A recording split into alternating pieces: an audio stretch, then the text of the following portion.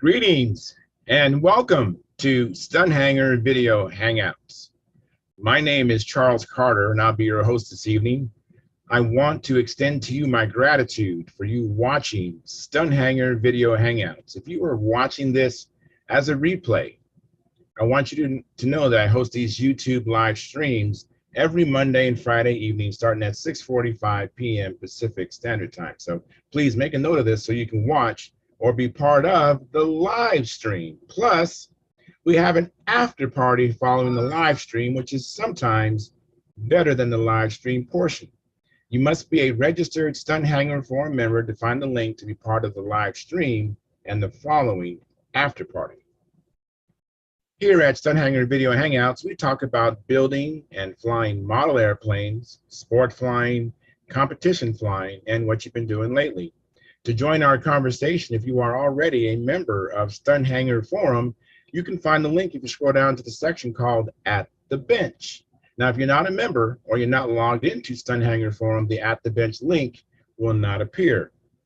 If you're not a member, please register at stunthangar.com/SMF. That's stunthangar.com/SMF. SMF is Smart Men Flying. That's courtesy of Jeff Riley. And when you register, when you register with your real name, you need to have a space between your first and last name when you register. You must also have a valid email address, or Sparky. The proprietor of Stunthangar will not approve you. Now, if you're inclined to not come in, just enjoy watching us on YouTube, wonderful, fantastic. Please enter your questions or comments in the chat box, and I'll do my best to make your comments and questions part of the show. Now, understand, sometimes I can't get a word in myself, so be patient, and I will ask our illustrious panel your question or state your comments. And by the way, you only can make comments or ask questions during a live stream. So like I said, I host these YouTube live streams every Monday and Friday evening, starting at 6:45 p.m. Pacific Standard Time. If you find the Stunthangar Video Hangouts that I host, or the many building videos, Saturday at John's, the contest coverage that Sparky does on this platform informative and enjoyable, please hit the thumbs up button. Subscribe and share the videos. Comments also help the Stunthangar YouTube channel grow. Please consider joining Stunthangar's YouTube channel memberships, which start at just $4.99 a month, which is less than 17 cents a day. And by the way, I'm a member and I have the $4.99 come out of my checking account every month, and I don't miss it, and I suspect you won't miss it either.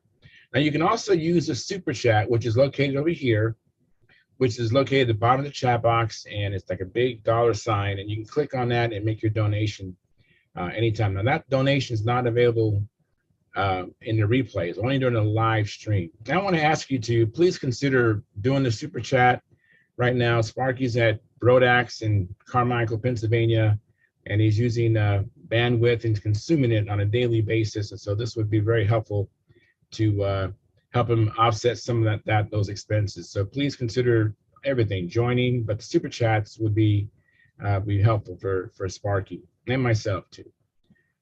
Now, your support helps offset some of the expenses of running Stunthangar. And with your memberships, you'll get special badges that Sparky and I can see in the YouTube chat box. You get also unlimited replay of member-only videos. And once a month, Sparky has a question and answer show for members only.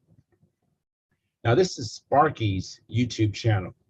I'm only in here twice a week, so if you want to get in touch with me, go to my YouTube channel at Flying Control Line Stunt. That's Flying Control Line Stunt, and place a comment or question on the 2019 AMA National Championship video, which Sparky shot with his video camera of me flying his beautiful, back then it was orange, now it's white with orange trim, but his beautiful Junar XL. And I'll receive a notification and be able to respond to you quickly. I want to thank you for your past, your present, and future support. You are making it happen. Please keep the conversations family room friendly. In other words, please don't use words or do things you wouldn't do around your own children and grandchildren. And without any further ado, I'm going to post the link now at Stunthangar Forum. So let me get to there now. I have 3 monitors and This is how I manage the show. Got it. And we post that, So I'm posting the link. This is how you get into this Zoom meeting. It's through that way only. It's through the coming into the Stunthangar forum and then go to the section called At the Bench. And every live show, I post a link in there with today's date. And that's how it's done. So now I'm going to go to what I call I call it the control panel. And so I go to Sparky's channel and I started a live stream there, and I'm going to check on it, and that's what I call the control panel. And let's see here. My computer's running a little bit slow, so bear with me. We'll be off and running pretty soon. I hope we still have a good turnout, because I think, I'm not sure if Brodax is this week or maybe it starts this Sunday. Maybe we'll be all right. So let's see here. And I'm checking on the quality of the live stream, and it looks like it's good. And we have, looks like we have, come on screen, we have 8 concurrent viewers, 5 likes. Thank you very much for those likes. Thumbs up, thumbs up. And looks like the stream is excellent connection. I have Tom Rammel in there already in the chat box. He says, like provided. Thank you very much, Tom. Appreciate it. And let me edit this. I got to do this here. Just bear with me. I went flying today. I hope everyone had a chance to go out there and do what they enjoy. I'm down here in Southern California, and getting kind of warm and a little windy. It wasn't really wasn't a deal breaker. I'm flying my SV11, which I'm enjoying immensely. It's getting better and better. Today I actually put on some flying lines that measure 65.5 feet, and I think I have to confirm it, but I believe that puts me at a total distance. That's the center of the plane, the center of handle, at somewhere around 69.5 feet. So I'm not quite at the maximum point yet, but that's probably about as far as I want to go. And I still am flying a little bit fast. I'm flying about 5.1, I guess 1.3 to 1.6. Hello, Keith. How are you this evening? I'm doing well, Charles. How many are we? Hello. Right. Hey, how you doing, Barbara? Thank you for coming in. Trying to get him started. I got him a new camera. He's got his own setup now. Yeah, I see. That's impressive. I got an early Father's Day present here, so. Ah, awesome. Yes, absolutely. He's down in his own little cave now. Yeah, well, we all enjoy being in our man cave. I know my man cave is in my garage, and I enjoy it immensely when I'm down there. Well, I've got a whole basement here, so. Oh, that is cool. That is cool.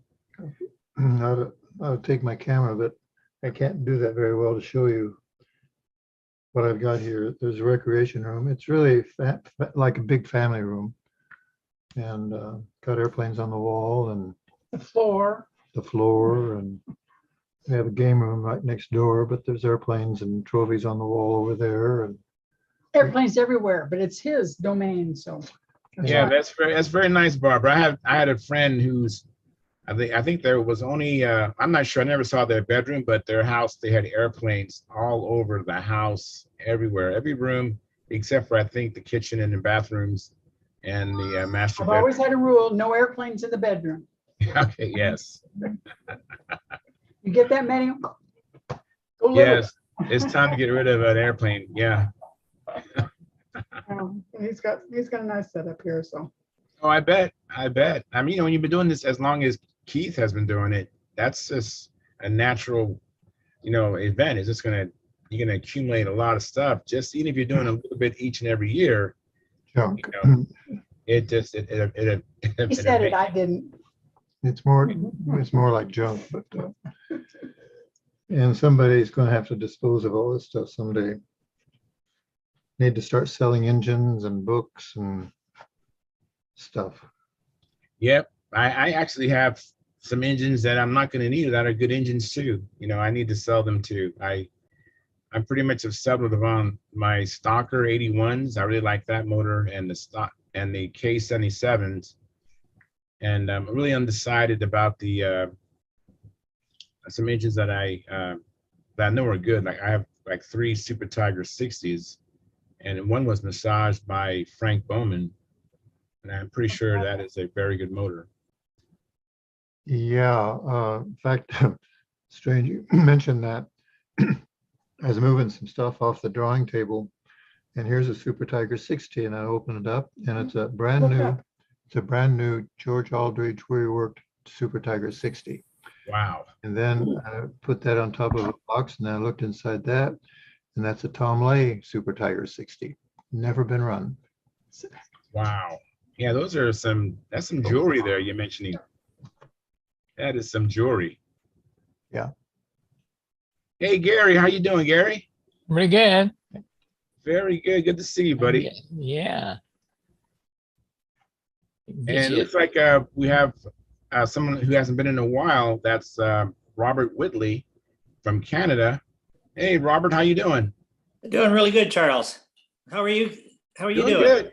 Doing good. I actually have been flying the SV11 quite a bit. Yeah, I flew the That's SV11. excellent. I flew the SV11 Monday. Like I said that earlier on Monday's show, but I flew it yesterday and today, and shaping up to be a pretty good flying plane. Yeah, we got some good weather this weekend, maybe. So I'm hoping tomorrow afternoon and a lot of Sunday to get out and burn some fuel. That'd be great.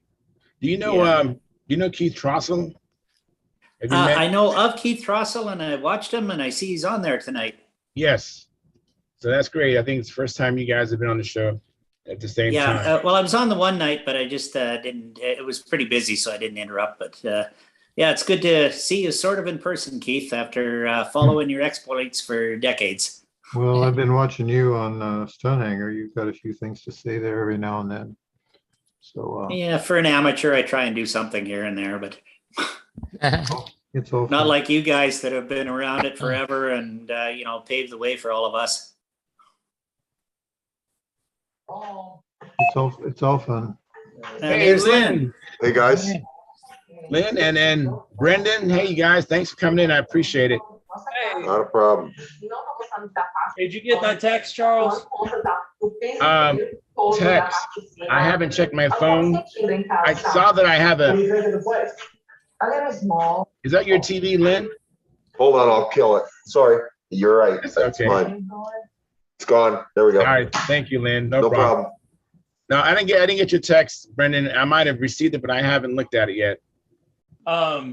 We were going to ask, I don't know if it's better if other people are on, but we are thinking of throwing our hand into Junkyard Wars. Oh, wow. So we were kind of making a prototype for, I think they're going to use that, what is it? Essentially the election signs that you see people put in their yard. Chloroplast.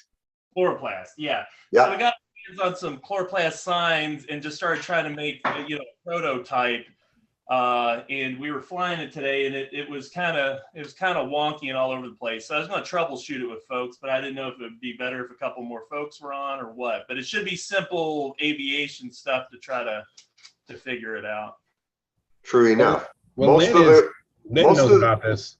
Yeah, most of the Junkyard Wars stuff does fly pretty wonky unless you get it balanced pretty good. Yeah. You know, Well, you gotta get all your ratios pretty good if you want to get it to fly well. Yeah. Maybe Hold it up and let me see it a little closer. Yeah. Let's just go ahead and jump into it, I guess. Yeah, when Mike Lonke comes in, you can have Mike, excuse me, say what he wants to say about it. So that's what we went with this kind of design. Actually, I modeled it directly after. I've never flown it, but it's a Gladiator. Right. Oh, cool. And so what I did is, I literally just put it over it. But with these signs, they're all going to be probably about the same length. So Right. I don't know. This is what we came up with, and I'll tell you what we ran into that was an issue, is that you could. I'm using my hand now, I guess. You could kind of keep it going maybe about this angle, Yeah. but the second it wanted to level out, it just would plummet. And so it was just always like, I mean, you could keep it about like this, but it plummet all the time. And so it was pretty dramatic how hard it would fall forward trying to hit the ground. And it was hard to maintain any. Coroplast has a tendency to do that in a bigger airplane, and I don't know exactly what the reason for it is. One of the years in Junkyard Wars, we made a model of a stop sign. Yeah, I saw that, and so that's it never did fly. It always just kept nosing in, and I don't know exactly why. Yeah, and I'll show you one thing we tried. Let me get one of these signs. Hold on. While you're doing that, let me say hello to John Miller. Thank you for coming in, John. You can't hear me, John? I guess John can't hear us. But go ahead, Brendan. So yeah, I mean, these are pretty flimsy, and you see like the flex and the bend. Too much flex. That's right. So what we did is we actually doubled it up, but we also changed the angle. So we had just kind of a smaller piece in here, and I thought maybe they'd create more of an angle rather than like firmly doubling it up. But we got it on the bottom side, and that way, overall, it just doesn't have as much flex to it as just the one piece. But like I said, just the main thing we keep running into, at least with this design, is just that constant. It's angled to be able to keep it, but you can't keep it like this very long before it just wants to nose and give these over. You know, Brandon, if you're putting on 2 layers anyway, why don't you just take a strip as a bit of a spar and kind of stretch it over that and make a bit of an airfoil out of it? Right, that's it works. Yeah. Okay, so what are we suggesting there? Well, you got 2 layers, one on the top, one on the bottom, right? Right. Put a spar in between the two. Put a spar between. That'll increase the strength immensely, and it'll give you a rudimentary airfoil shape. Because those have no airfoil, so they're just relying on really the prop wash and brute force to keep them up. So you're suggesting throwing in a spar of sorts in there and then kind of bend it around it. Yeah, bend it around it and then tape it at the leading edge and trailing edge. That would make sense to put tape on there. Yeah, so that when I make Coroplast airplanes, I always tape the leading and trailing edge because it gives it a smoother edge for airflow. Yeah, now I will say we taped the front of it. We tried it with just the open bays. I mean, it blows air straight through it.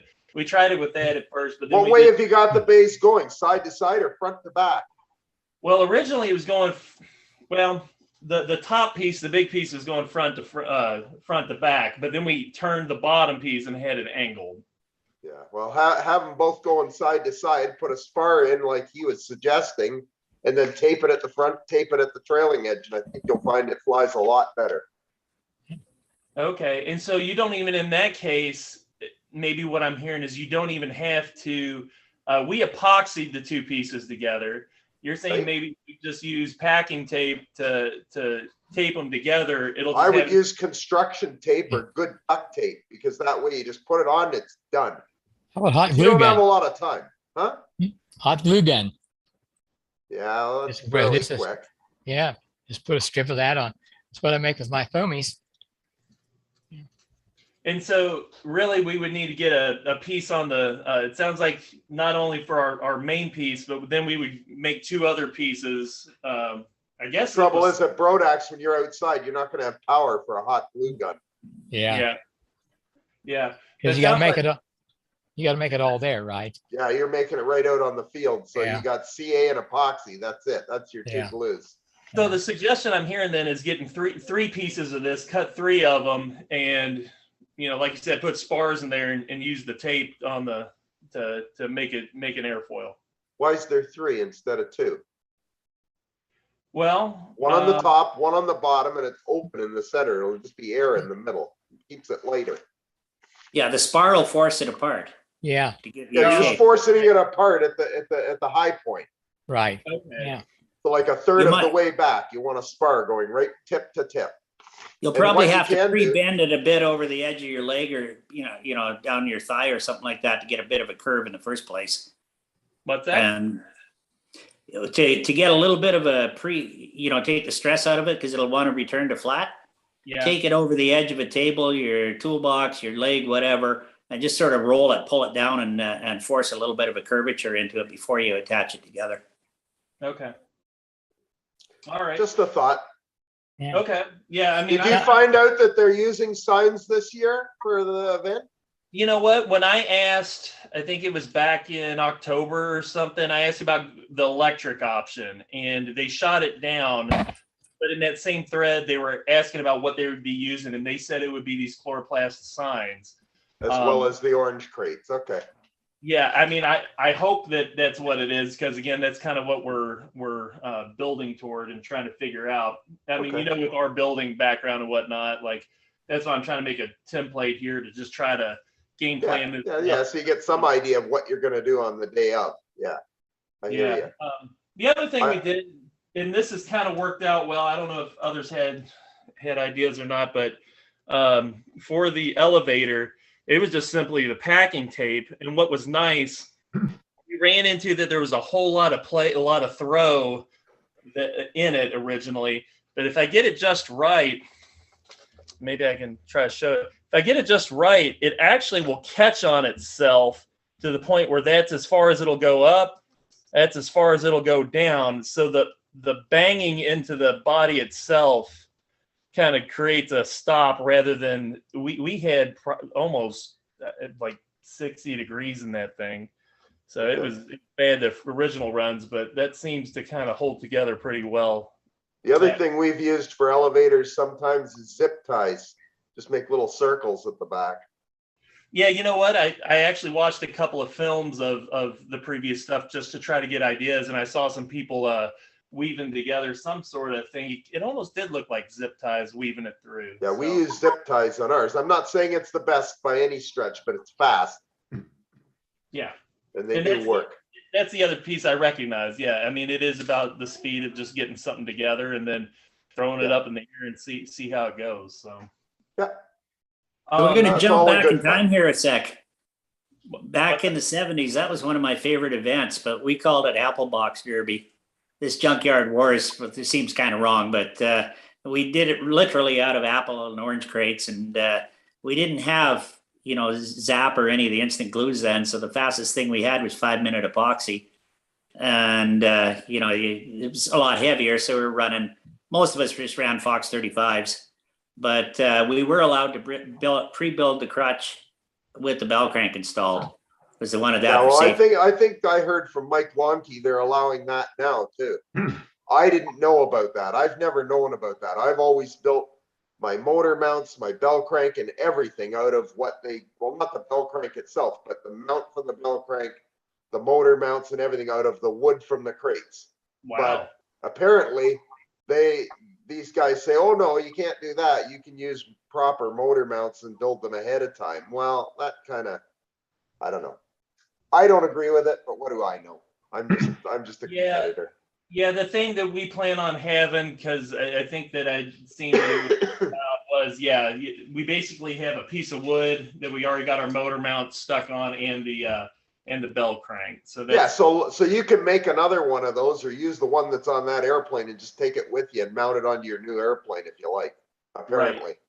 Now, the other thing we're running into, and Lonke's willing to help us on this, is again, you guys who have known us, we fly electric, and so the combustion engines isn't our thing. But I've got some that Mike Lonke's going to help us work in this week, and hopefully get us one. I recommend an LA25 or FP25 if you have one. What I got is an OS Max 25. That'll be fine. That'll work. They're good engines. That'll work. Yeah. So Mike, hopefully get us up and running with that. And you want something that's going to start easy and run smooth. That's all you want. Yeah. Well, hopefully this one will do exactly. I mean, I've seen so many guys go to Junkyard Wars and they pull out the worst engine they've got. Well, that's not too smart, because it's not going to work on that either. Right. So, you know, you want to bring a decent engine or you're not going to get anything to work. Yeah. The whole thing's a waste of time if you bring it and the motor doesn't run. You want a good motor and a good tank. Hey, let me ask this one more thing on our design here, just because I'm thinking about it. So we were balancing this thing. I mean, you can see there's a lot of weight with our battery. Of course, we're not doing the electric setup, but I thought it would give me some sense. We're balancing, you know, about here where my finger's at. Yeah. And then I would assume you usually put the lead outs about an inch and a half back, correct? No, No? not Okay. that far back. Is that maybe what some of my problem is? You see where it's at for me. Is having it this far back part of my problem? I don't know if you can do much about it because you have your battery in your way. But normally your lead outs should be about 3/4 of an inch or so behind the CG. The center of the lead out should be about around there. Hey, 3/4 of an Brandon, can inch. you just hang it from the lead out? Show us what it looks like. Hang it which Yeah. way? Yeah. Just hang it straight down. That's right. Hold on. And turn it around so it's in front of the camera. Right. Like that? Yeah. Not Oh. quite. I want to see it from the top or the bottom. So Well, turn let's it see. about rotate it about 90 degrees. I want to see how far it's hanging out. No. Hang No, it no, like no, it no, was. no, no. Hang it the way it was, but turn it around. So I Rotate want to it. look at the The other top of way. the airplane. There you go. That's, yeah, keep Nope. coming around. We want to see the top of the airplane, Top. not the front of it. Top. Keep There we going. go. There you go. Oh, There we wow. go. See, that's hanging out about, oops, 4 or 5 degrees anyway. That's probably a little, I'm joining in the middle. I don't know what trouble you've been having, but that's reminiscent of like an old time combat plane, like a half fast or a T-square or something. They used to fly with the lead outs way back because they thought it would maintain or recover line tension quickly. But the airplanes didn't really fly very well because the lead outs were so far back either. So. All right. So what do you think? Diagnosing based on that? What's the concern? Let You me can- offer something. Figure out what the average chord is and Mhm. put your CG then 20% of that. And then from the center line of the airplane, move your lead outs about 3/4 of an inch to an inch behind where that CG is at the tip. And that should Yeah. work. Okay? Okay. Yeah. Well, That's measuring to the middle of the lead outs. Yeah. 3/4 of an inch or an inch is to the middle of the spread. okay. And that'll be something that obviously that day, as we're putting it all together, before I put that little brace at the end, yeah, I'll be able to get the whole CG and figure all that out and then kind of put that last piece on and get that together. Yeah. Okay, cool. Well, you're Of working course, at it. Len, Good you job. Len, if you're going down there, you probably shouldn't be giving him all this advice. He's going to whoop your butt. I hope he does. I've won the thing enough times. I Can't don't let need these to win. Yankees do that. Come on, I- Len. No, I don't care about that anymore. I said to Naomi, we're going Are to have you fun. kidding? Are Here's you the kidding? thing. Let, Not this face right here. Hey, I'd rather he win it. I'd rather that young fellow win it than me any day. Any day. I hope. Ah, Len, come on. Now I I hope- now I know you're fibbing. I hope him and Sam Lonke clean up. That is very nice. Hey, let me say hi to some people that came in. Well, I'm not sure what the order, but Sparky, thanks for coming in, Sparky. How you doing? I just came in to ask if anybody had Will Davis's phone number. I don't think so. I got email, but not phone. I'd have to check. You know, I think I do have actually called them before. So in the chat, I'll put it in the chat, Sparky. And Send it to me via private message on Stunthangar. let me do it that way. Yeah, that way Okay. it's not out for everybody. So if I do it in the chat here, Sparky, it's only us here in the gallery. I can see it. Okay. And let me say hi to Dennis Adamison. Thank you for coming in, Dennis. I appreciate it. And I believe we have John Miller, but it just says John. John, your camera, you need to enable your camera if you could.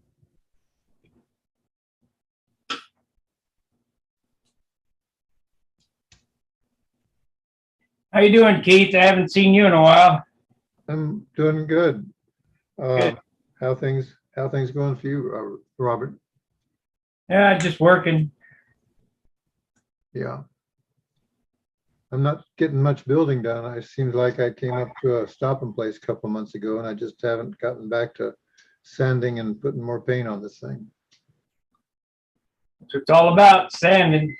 Yeah. I've got a chiseler that's getting some color on it, but it's just a slow process. I was gonna take my Continental to Brodex, but I think I'm gonna take my Junar, Charles.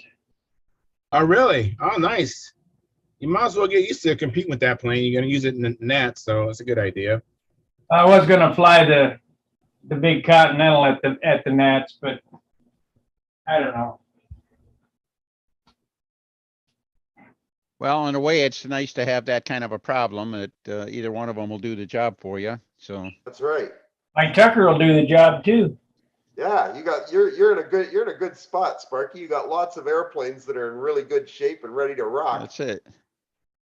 Man with a watch knows what time it is. Man with two watches is never sure. Just pick one. Close your eyes and pick one and hunker down and fly it. I know they're all gorgeous, so that's not much of an issue. So Well, the refinished Junar didn't come out quite as good as it did when the first time. It's all right. You know, Sparky, I don't have Will's phone number. I thought I know I have called him. I must have wrote it down on a piece of paper, but it's not on my phone. But Will's been coming in pretty regularly, so maybe Will would join us, and you guys will be able to do it in the chat. Well, if I'm not here, give him my phone number and have him call me. All right. Yeah, I think I did that already. He has your phone number, but I'll tell him to give you a call. so you're looking to talk to him before you leave for Brodak then? Yes. Okay. Well, if it wasn't for the last minute, nothing would get done. So Right. I know how this goes. You know what? I need to use that with my wife. I love that. only if you're standing behind a barrier at the time, Charles. So Man. I do Mine's it. gone for the weekend. I'm safe. I do it today when you can put it off till tomorrow. right. Hey, on Brodak, when does the flying start? I mean, stop in the evening? Stop Yeah. when they stop flying. Yeah. Basically Okay, so- dark. Monday Dark or through a little Saturday. after. Yeah. Okay. I just wondered what time I'd be leaving. You know. Oh, cool, Gary. You're gonna make it out there after all. That's great. Yeah, I'll be flying till roughly noon on Saturday and awards probably by 1, 2 o'clock at the outside and probably be out of there by 3 if you hang out for everything. I'm trying to be there by Friday. Friday's a good day because you're there for the banquet and stuff like that. There's a lot of relaxed times going on. Plus junkyard wars. Woo! Oh yeah.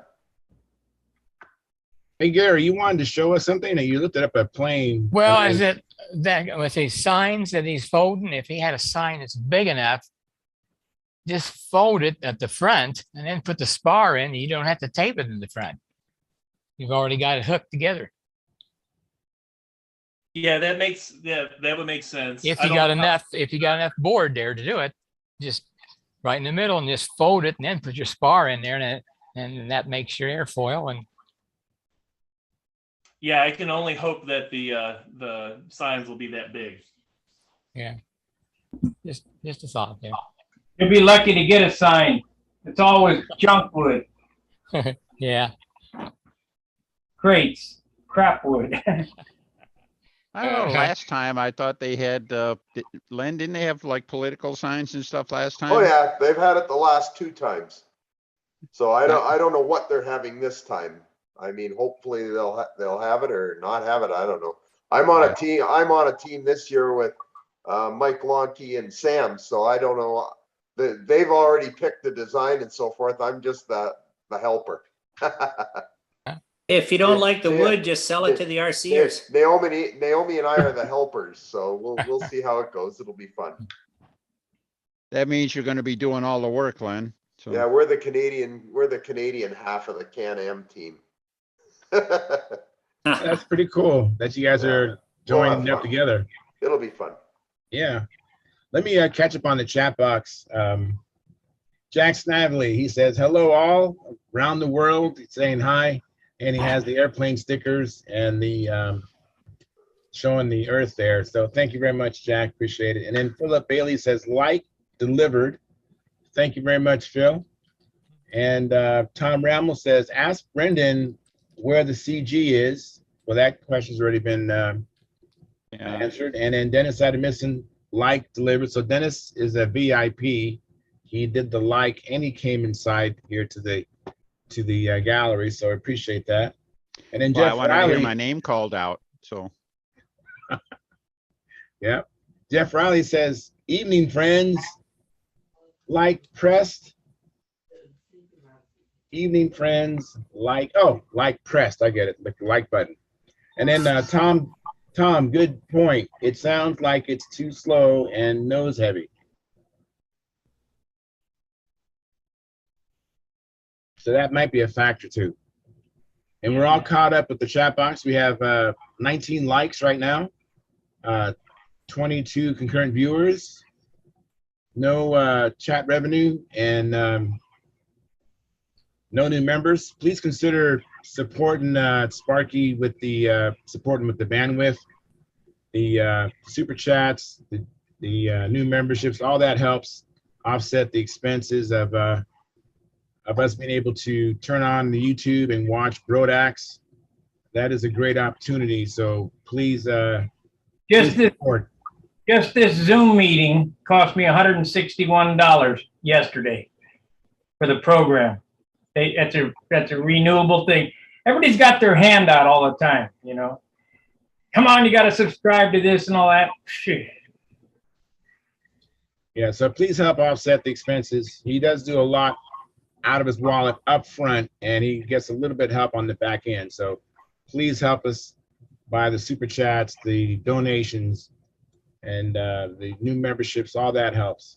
By the way, any of you guys that haven't watched Sparky's trim show that he did the other day, it was excellent. Well done, Sparky. Thanks. You're very welcome. It was outstanding. I gotta watch it. I didn't see it. I saw the thumbnail, but I haven't had a chance to. Top shelf. Absolutely top shelf. I don't know. You know, there's probably guys that trim better than I do, but that's just how. For sure. But you hit the major things right on the head, and that's all you need to do. It gets the point across. Because some guys have no clue. Right. This was a flight trimming, or was it the color scheme trim? Well, no. Flight trim and bench trim. Oh, very good. Oh, that's excellent. Yeah, it was an excellent show. I watched it and enjoyed it thoroughly. Mm-hmm. And you know, you can always still get something from it, even if you know most of the stuff, because you can go, oh yeah, I kind of forgot about that. Yes, Mm-hmm. yes. It's good to kind of Absolutely. review some of this stuff from time to time and go, oh yeah, I kind of forgot about that. Yeah, Mhm. absolutely. I agree. I Yeah. must have read the thread. I thought it was on trim, the color scheme trim, and I saw it.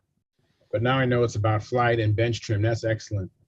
I have another comment inside the chat box. It's Frederick Zoller. He says, "Hi Sparky and the right so of the bunch." Hi, Fred. Okay, and then he says to the rest of the bunch, and then great trim video. So he's also in agreement. That's great Oh trim yeah. video. Great. Well, I look forward to watching it myself, Sparky. When I get in the garage and I'm working on my precious balsa or doing something else in the shop, I'll be listening to it. Only about the first 15 minutes.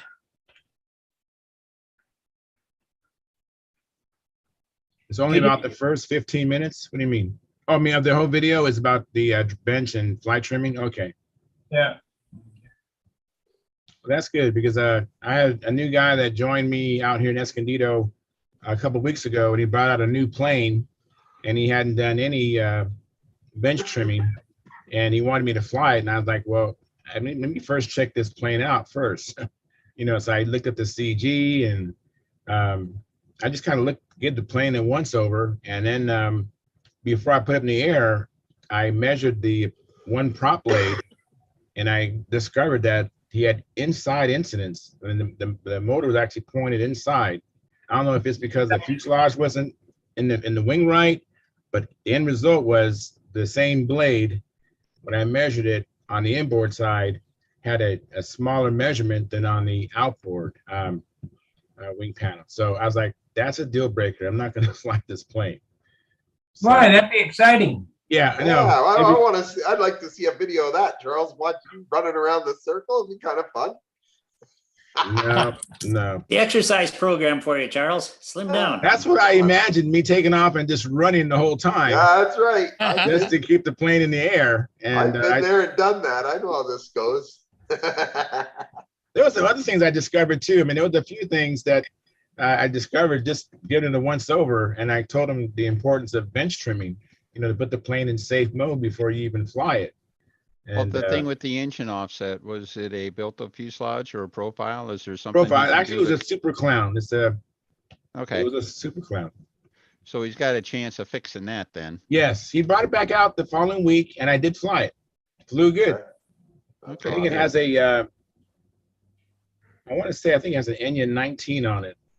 Okay, that sounds And, about right. I flew it, and then he flew it, and he's happy. He's very happy with the plane. I can't wait till it comes out again. I thought he'd be out today, but So is he, you say he flew it like by himself? Does he, yeah. he knows how to fly then? Is he like a retread or something like that coming back, or? Yeah, basically he flew as a kid, and he's getting back into it.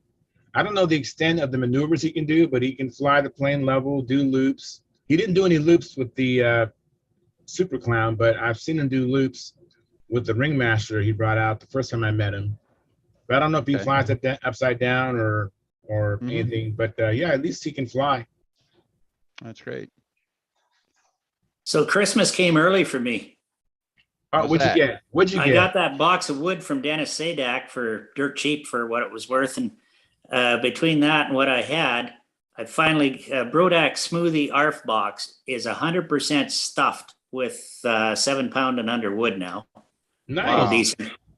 And I put in an order to True Turn for the spinners I wanted the 3 3/4 for when I eventually build my Sea Fury.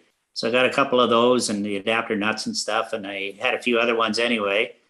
And then Great Hobbies had a 2 1/4 inch one for a clearance price of $49 Canadian or $45 Canadian. So I grabbed that to put on my old Sig Mustang, and just all this. And then my long lost brand new Enya 19 RC that I thought I'd lost when in all the years I had stuff in storage. Turned out I'd forgotten about it and given it to my nephew. He wasn't using it, and it surfaced in his junk, so I got that back. And it's basically been a wealth of Christmas to myself gifts here this last couple of weeks. Sure that Enya is a gift? I gave it to him as a gift, yeah, and then he gave it back. So I guess that's kind of Indian giving. I don't know, but Regifting. It's not what I meant. You know how much, how Len likes them Enyas, so. I love them. Enyas. yeah, I know. I was like, I remember that night I was teasing you with the 09s when you were running them down, and I popped out 2 of them, Len. Hey, that 09 ran amazing. I was shocked. It was incredibly. I flew it last weekend. It was amazing. The little 09, the Enya 09 ran beautifully. Yeah, The most fun I upright, had, they're kind of noisy. the most fun I had as a kid with 19 was with a Vico 19. Good one. Yep. Yeah. Another good little old motor. Mm-hmm. I've never had a Vico. Got a couple of K&Bs, but the Foxes, the Enyas, OS, Super Taggers, whatever, but never had a Vico. I had it in a Junior Nobler. It was good, Cool. good airplane, good flying, good motor. All right. So I saw pics of your contest there, Len. Yeah. Those You're right that's with a you, nice Keith. selection Hang of on. photographs. I'm sorry. What is Keith showing? Keith That Just was a a second, nice I'll show selection that. of pictures. Make Keith big. Yeah, I didn't want to interrupt Lynn sorry. and Bob talking. So, did you Go guys ahead, finish? Go, yeah, go Yeah, ahead. we're finished. Okay. This Go. is an airplane called the Nobody by Don Still from Model Airplane News 1955. Wow. Nobody. You can Interesting see, name. you can see Got where a the can B 35 on it. I don't think he says it. Oh, yeah.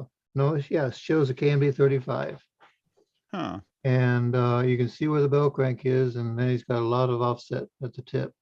Oh, wow. That's what I wanted to show.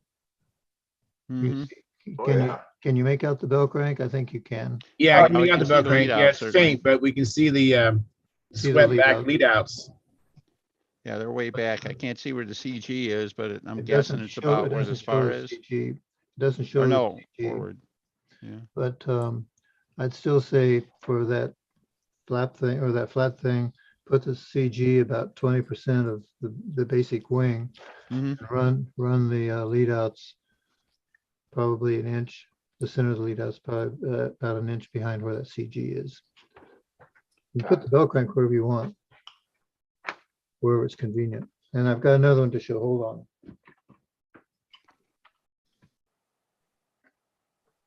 Love your study there, Keith. Hmm. That's his workshop. So Yeah. No, my workshop's he does some serious library work there. So yeah, It not looks too like far it. off. And here's There's the some thing. serious work gone into making that library. Yeah. Oh, yeah. The things there in the back, those are CDs, and there's more on the other side that you can't see. That's phenomenal. And Wow. these things right there, those are all my all the stunt designs from stunt articles in the magazines from about 1950 to now, Wow. Wow. and that they're categorized by semi-scale, old time, and everything else. Now, That's amazing. here's a Larry Scarinzi thing. When did he publish this thing? This is Flying Models 1956. Greased lightning. Wow. Yeah. And here you can see where the bell Wow. crank is, and he's running the lead outs straight out. Straight out. Yep. Interesting stuff. Geez, that Yeah. looks a lot like the Russian combat models of the 1980s. Well, Early it looks kind of, 90s. it looks contemporary, doesn't it? It sure does. Kind of whale tail, reverse Yeah. delta that, that seems to be popular now. Well, Scarinzi was an innovator, or is an innovator. Yeah. He did a lot of stuff like that. And then he went, did a lot of other layouts. Uh-oh. You have a combat plane? Wow, amazing. I didn't know that. All right. Where's it? Yovinko. Yeah.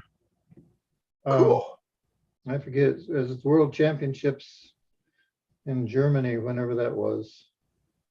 And they're selling these things like for 25 bucks. Hmm.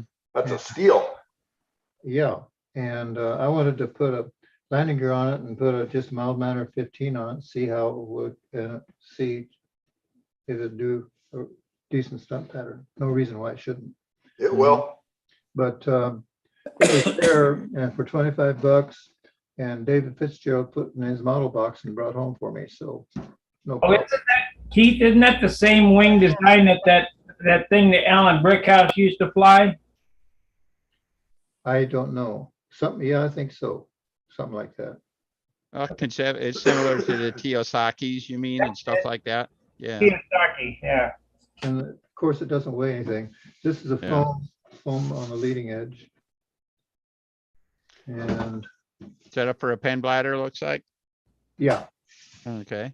and surprisingly stiff. Looks Mhm. like spruce trailing edges. Yeah, they make them all out of carbon fiber now, the trailing edges for those, most of them. Yeah, Victor Yovenko, Ukraine. How about that? Yep. They all come from the Ukraine. That's where most of them were made. There won't be any more coming from there for a That's while. just not for a while. What a mess.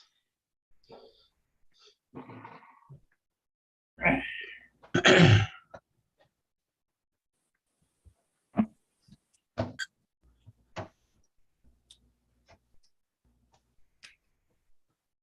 actually have 5 new ones that I'm gonna sell to one of our guys because they can't get any. Hmm. I mean, I'm not really in need of them. I've got a bunch of old ones and I've got 5 new ones, and it's like, you know what? I might as well just get rid of them because they need them and I don't. Yeah, that's good. Yeah. And they only last one flight, if that. Well, yeah, unless you're good. If you're good, they can last a good number of flights, but you better be good.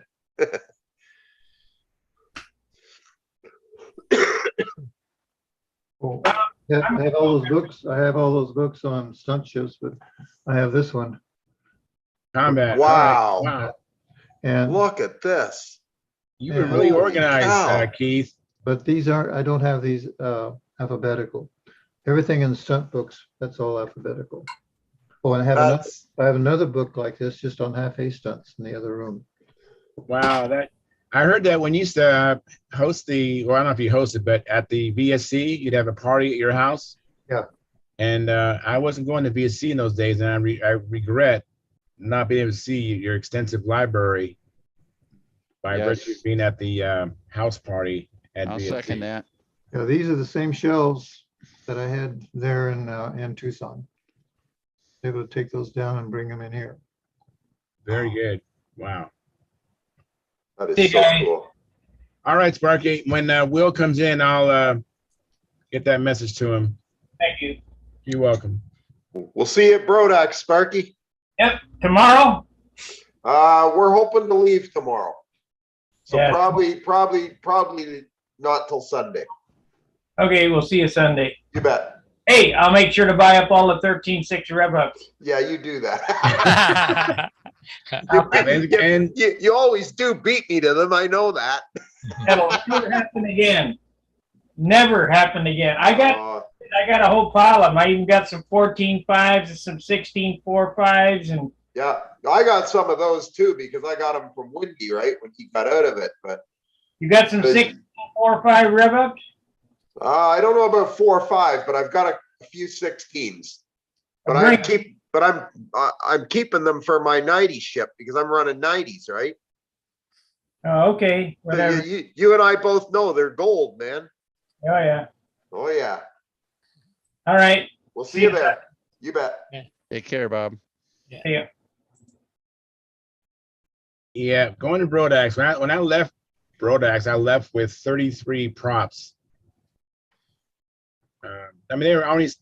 I mean, the most I spent for one was maybe $5, but most of them were $1 and $2. But I couldn't resist, so and this is before I actually started using my Stalker 81. I didn't know what prop I would need for that motor, and no one really could tell me because I didn't know anyone who was running a Stalker 81. So I was just buying all the 13, 14-inch props I could find at Brodax. You can go a lot bigger than that with an 81. Yeah, well, when I get a light plane, I'll probably be able to go up in a bigger prop. I mean, you figure, you look at Sparky, he's running a 16.4 on a 75 at this point. Yeah, my Stalker, the plane that the stray guy had was 80 ounces. So when you have a heavy plane, it kind of limits the prop selection. Yeah. Yeah, you just put them in the air, see how they feel. That's all you can do. Yeah. Some of the props I've always found that you think, oh, that prop isn't going to do any good. And you put the airplane in the air and you go, oh my God, it's like a revelation. It's like, what happened? Oh, I know. The whole airplane just woke right up. Yeah, the prop is so important. Boy, that really is underestimated how important a prop is. And as far as an IC engine, I can prop tune. I just haven't done much prop tuning with an electric. But as far as IC, boy, the prop is between your diameter and your pitch, fine tuning those two things going back and forth, you can really finesse how well the plane flies just between those things. Not to mention just shaving a little bit off. I mean, I'd buy a prop and maybe take off, 1/8 of an inch of a diameter, and it would be like better. So it's amazing. Dennis, I lengthened my lines on my SV11 to 65 and a half Hmm? today. And I'm Yeah. using the Ukrainian lines, the brass coated steel Yeah. line.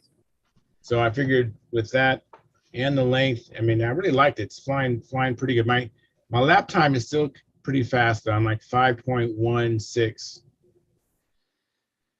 Yeah, that gets faster than you need to go, but you said before you like flying fast, so it's probably, you're probably happy. As long as it's not drilling you in the sunglasses, everything is fine, so.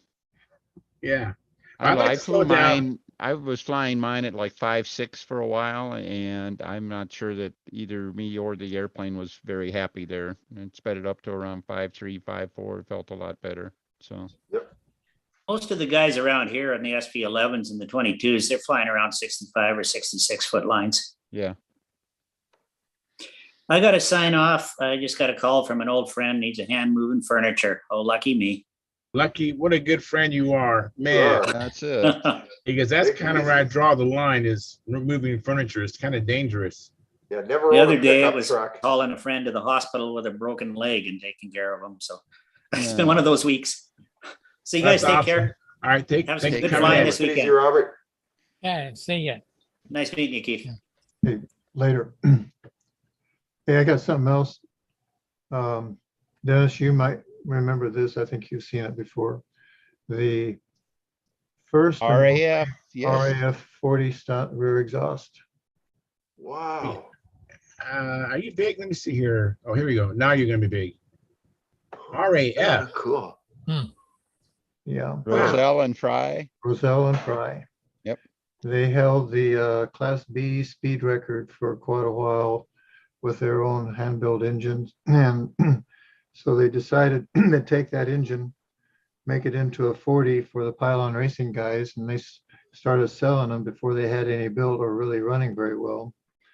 And they built this one. They were in Dayton when I was living there in Dayton, and they set this up for me. I flew it at the 72 Nats with a semi-scale Little Mike Goodyear racer. But Yeah. had about 600 square inches, I think. And it ran good and had plenty of power.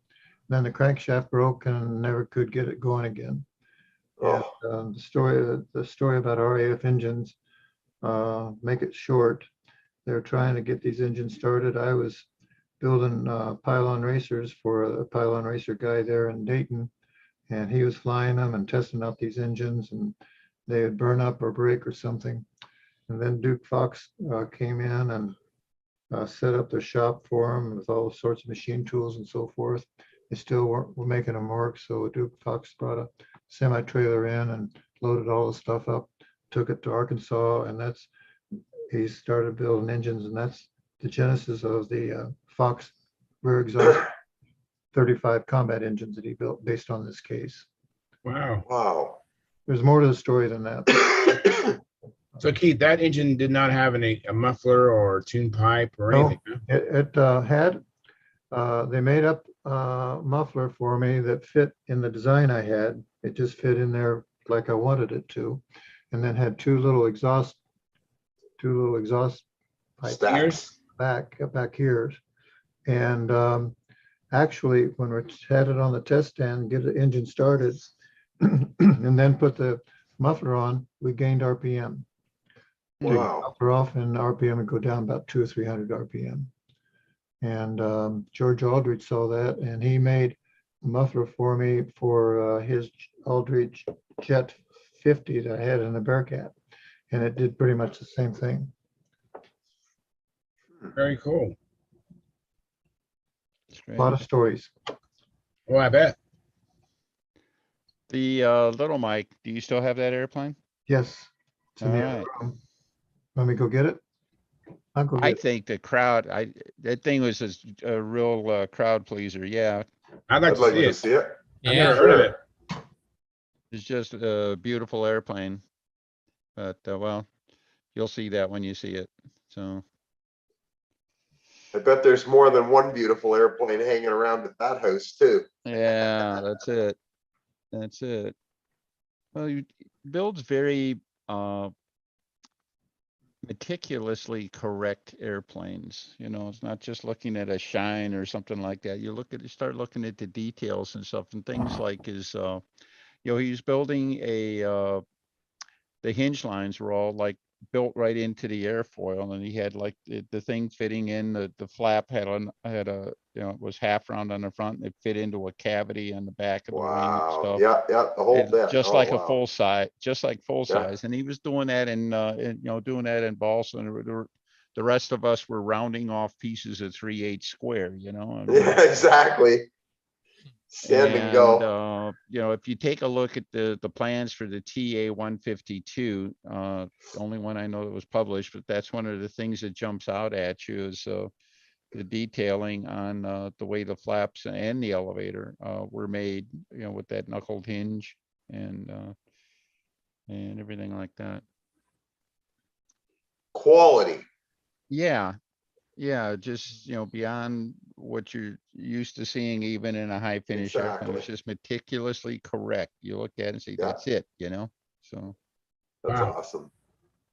but yeah, that RAF 40 was, you know, everybody was looking at it because, my God, you know, it's a rear exhaust. We can hide the muffler and it's got all this power, and where's number 2, you know? As I said, I think the whole project, I guess, you know, tie a bow around what he was saying. The whole thing was kind of stillborn, the whole, you Here know, we are. project. Here we go. Anyway, Wow. Wow.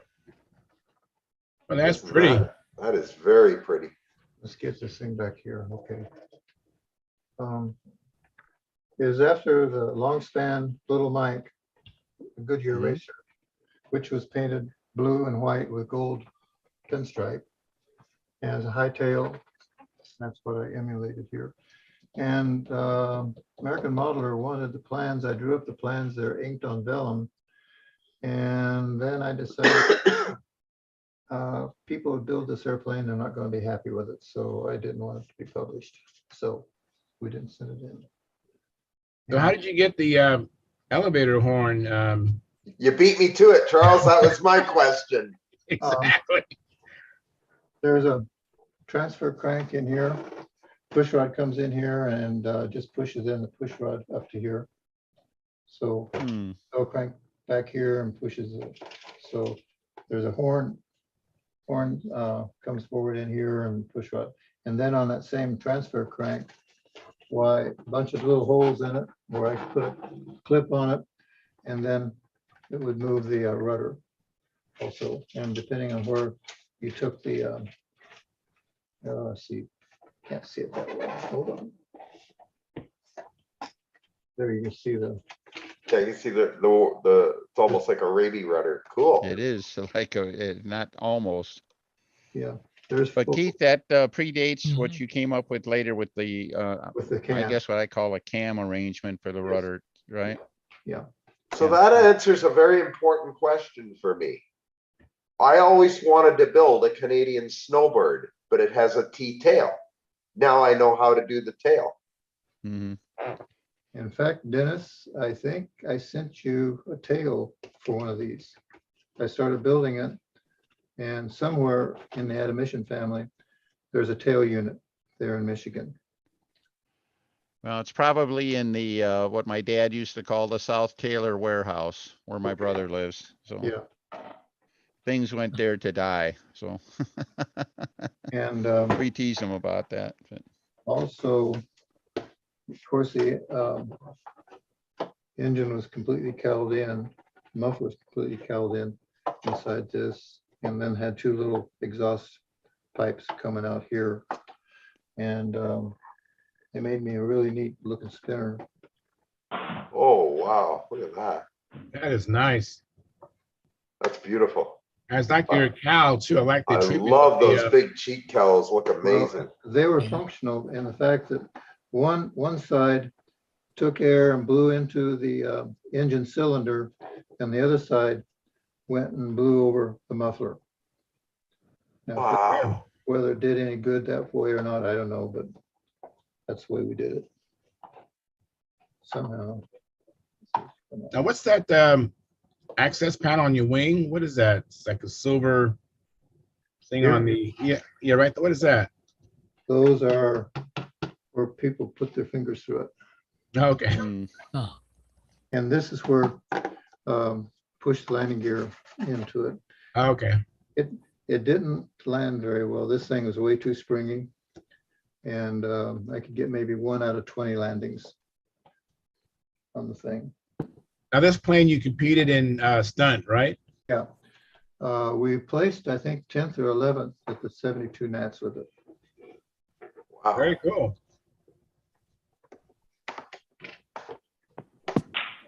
Very nice. But I've got plans inked on vellum. They look pretty good, but I would not recommend building one unless you just want to have an airplane that looks like this. I just wasn't that happy with the way it flew. And I don't know whether, I don't know. All I know is I watched the thing fly a lot, and Keith wasn't happy the way it flew, but I'll tell you, that thing looks spectacular in the air. So Very much has a cosmic wind look. well, the little Mike, yeah, just except for the high tail Yeah. And, very much. and the high aspect ratio wing. mhm. I thought high aspect ratio wings were a good idea until you fly them in the wind. And Dennis, you may disagree with me, but I'm just not happy with high aspect ratio wings on a stunt ship. I know you use them and you've done well with them, but this thing in the wind was a real handful, really was. Mhm. Just didn't want to fly well. Yeah. Charles, I got a picture of the Eagle back in 72, in fact. All right. Let's see.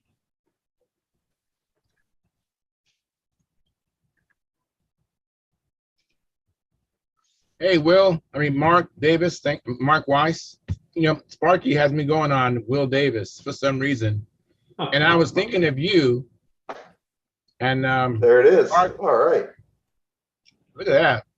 That's This awesome. is at, Yeah. there was an end of the season contest down in Lexington, Kentucky. And this was, if you will, a bunch of us were flying semi-scales at the time. Of course, there's Keith's Eagle. Lou McFarland's Acromaster, Al Rabe Sea Fury, Charlie Reeves had the one of the Flying Red Horse, P-39 Cobra. And I don't know, I thought they were all pretty doggone interesting looking airplanes. So For sure. They and are. the Eagle with with the high tail and everything like that stood out.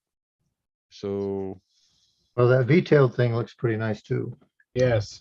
yeah, it was Sure pretty. does. It did well for me. So it certainly did well. And that's it. And then all the other guys, they got just plain old tails. I mean, who the heck, whatever happened to any of them? But no, seriously, there was a real, I think, a real solid move around then towards the semi-scale airplanes. And that was basically the last year that we had realism and originality points. So I think it's kind of gone by the wayside, but certainly, Keith had, if you take a look at the contours in that fuselage, all the shape, the cheek cowls, basically the basic fuselage was essentially round, with the turtle deck on it and the cheek cowls on it and everything like that. There was like, just a lot of sculpting going on there. Charlie's P-39 was a very well done example. The P-39 is a pretty simple airplane, but he had nice cross sections through there and stuff. I think it suffered because he was trying to model the correct, the air racer with clipped wingtips. So he had a very small, I think relatively small wing, and I'll say not enough aspect ratio. So, but I think it suffered from a little bit of weight. Lou's Acromaster is one of those, I think, often overlooked airplanes. It was a really good flyer. So Was that and then- Acromaster from SIG or was his own design? that was his own design. It was published in I'll find it. Model Aviation. I'll find it. Hold on. Yeah, Yeah. go ahead. All right. And what was unique about that was Lou was dabbling in radio at the time. He had one of those where he could take the exact same airframe. He flew it with a radio, and then he flew it for control line. The same airframe. Wow. Yeah. Isn't that something? Yeah. Just one of those things he wanted to show he could do it. Of course, he had dedicated RC versions and dedicated control line versions. Good for him. Wow. Yeah. But any rate, yeah, that was a pretty good lineup. One of the things, that was amazing about the Sea Fury back then and now, he's powered with a small, regular Tiger 60, and he used to take the engine and pass it through the front of the cowl. He didn't have a removable cowl. He passed it in through the front and bolted it to the firewall. All right. So imagine a Tiger 60 with a muffler and some T-mounts on it, passing through in one piece and then bolting it to the firewall. All right. That's how big it is. So. That's nice. Yeah. Very spectacular. To me, it's still the most spectacular looking stunt plane I've ever seen as far as just pure stage presence, But Bearcats were good, his Mustangs were good. This one stole the show as far as, commanding a presence. And of course, he could fly it at 4 feet and 6 feet at the same time. So, from the top of the fin to the bottom of the wheels. So. Very tall airplane. Very big airplane. So. All right, Charles, that's all I had on that. So you Thank you. kind of was describing a cowless plane. I think Wendy built a couple planes that didn't have a cowl. Yeah, his last one, or second last one, the Tribute didn't have a cowl. Didn't it? Okay. No cowl. And what other one? There was another one. I can't remember now. Would it have been his molded airplanes? Let's see, what did he have just before the Miss Tribute? Ashley? Miss Ashley was a molded Wouldn't have been one of fuselage. the, Novantas or one of the No, Ferrari I have airplanes? Novanta. It's got a cowl. Okay, The Testarossa had a cowl. okay. Spitfire had a cowl. No, it must have been a little bit earlier. Like one of his BJs, maybe? No, probably not that early. I thought But I don't know. I thought the Tribute was basically his earlier Cardinal, wasn't it? Or was it? No, the Tribute was his last big airplane. He Yeah. built it in 09. And that was the last big plane he built. In 10, he built the big job, and then he was done. Mhm. Hey, Al, thanks for coming in. Appreciate it. Hey, Al.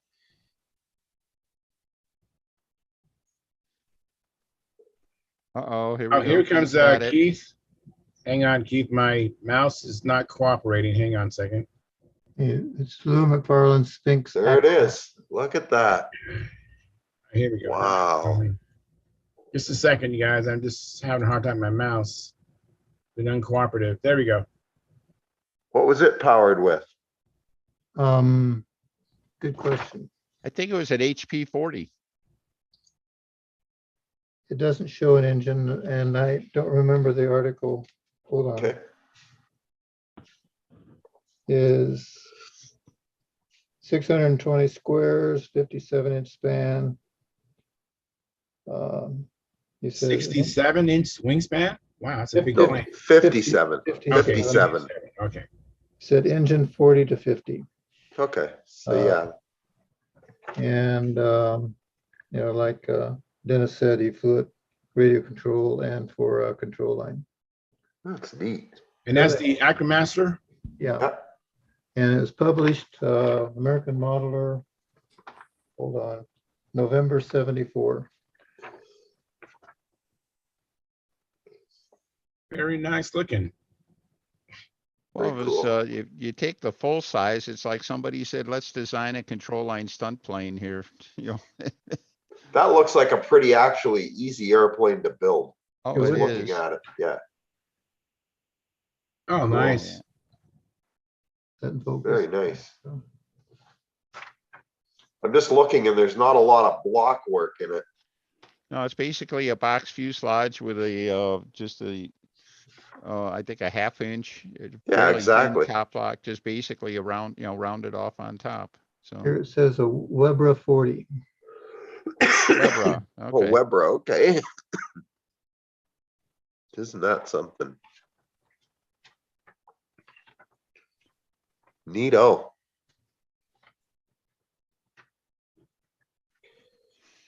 Thank you very much, Keith. Thanks, Keith.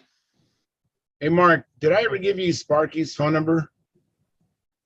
The truth is yes, but I'll deny it. Well, Sparky was in here earlier, and he wanted Will Davis to give him a call. Is Sparky going to Brodak? Yeah. For sure. Yes. Okay. Well, I I'm think leaving. I'm leaving in about 6 hours to go to Brodak and start setting up the circle. So I'll catch him up there and we can talk. I think he wants to talk to Will before he goes to Brodax. Okay. I have Will's number. Let me just write it down so I can dictate it. Although I'll tell you, Will's asleep. I'll promise you that. Mhm. Well, maybe you can just put in the chat box here, our chat, and then I will text it to Sparky. Okay. So you don't have to give the whole world Will's phone number. Just type it in the chat, and then I'll take care of it. Okay. When he was saying Will Davis, I was thinking you, because I know I have your number, and so I'm looking at my phone for Will Davis. I couldn't find it. I thought I spoke to him, but I actually was thinking of you and not Will Davis. So I've spoke to you, but never called Will Davis before. Well, he's another good guy. Yes, he is. I bet. He is. He keeps me laughing, and he works hard, and just has a great attitude about things. Yep.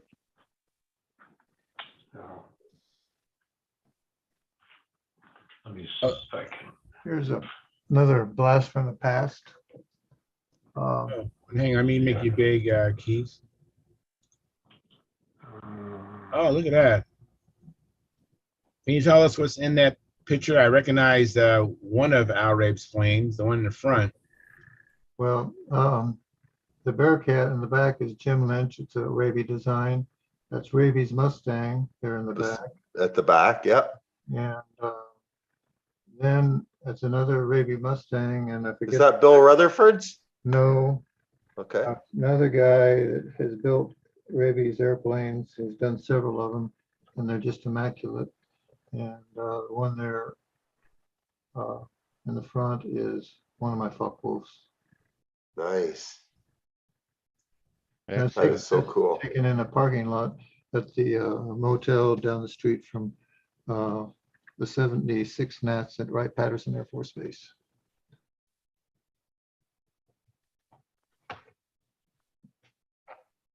Very nice, thank you. You get me start pulling the stuff out, and I could go all night. Oh, I'm glad you're joining us because Yeah. Yeah, we could listen all night. this stuff, at least now on YouTube, it'll be be here forever, after we're long and gone. So it's not a bad thing. Now on Brodak, we will see some stunt flying Friday afternoon, won't we? You bet you will. Okay. Right. Yeah. The earlier you get there, the better. Yeah. Because they'll be flying stunt all day on Friday. The first round of CLPA is on Friday. Okay. This will be your first trip to Brodax, Gary? Yeah. Wow, I wish I was going. I only made one trip there, and can't believe I didn't meet Lynn Burrell and Well, you probably did. We just don't remember each other because we didn't know each other. yeah, maybe. Yeah. Hey, Charles. Yeah. I don't want to embarrass him, but Len does a lot of drinking during the day. Oh, Jesus Christ. So, you have to kind of come at night. Oh, that's funny. Oh, that's good. Yeah, I drink so many Gatorades, I'm under the tent after. Exactly. Yeah, I can't get them out of the porta potty. It's terrible. Oh my God, it's a mess every day, isn't it? Hey, That's Charles, can funny. I, before I go, can you write down this phone number, please? You want to type it in the chat? I don't want to. I'm not sure if I know. How do I do that? Down at the bottom between share screen and participants, see a chat icon there, button there. It says chat. Oh, okay. Okay. You I'll click take on care of that it. and you can make it to everybody, or you can make it to an individual, the information you want to type in there. Okay. Thank you, buddy. You're welcome, man.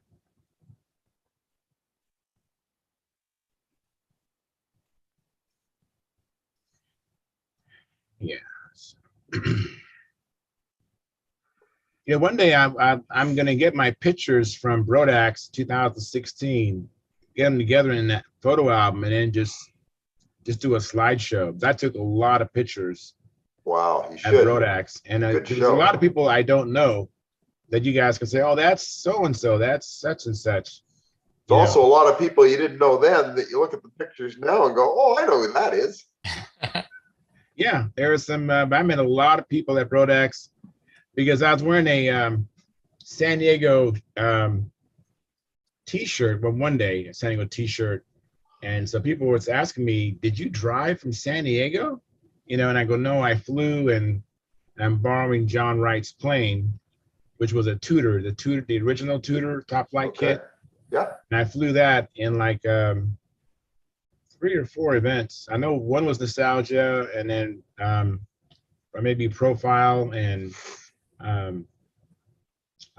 Precision Aerobatics. So at least 3 or 4 events I flew the Tudor in. Thank you, Mark. I actually I see the phone number. I don't see it now, but let me click on it. I'll retrieve it. Excellent. Let's see here. All right.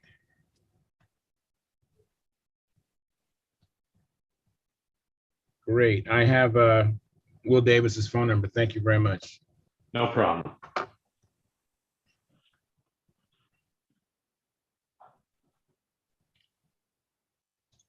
So you're gonna get some sleep and then hit the road, Mark? I'm going to do both. I'm going to take a nap while I'm driving. Perfect. Enjoy. Me too. Me too. And Naomi's gonna wake me up when we come to each curve. Well, Len, honestly, I didn't plan this well because yesterday at this time I was in State College. Oh my goodness. And then I had to drive all the way back. So now I'm going all the way back again. But, going to Brodack for me is not a chore. It's a joy. So, Gotcha. I don't need a lot of sleep. Will and I get a lot of sleep during the week when everyone's flying. So, Sure you do. And you guys that are going, if you can get there by 3:30 on Sunday, you'll be part of the ribbon cutting for the museum.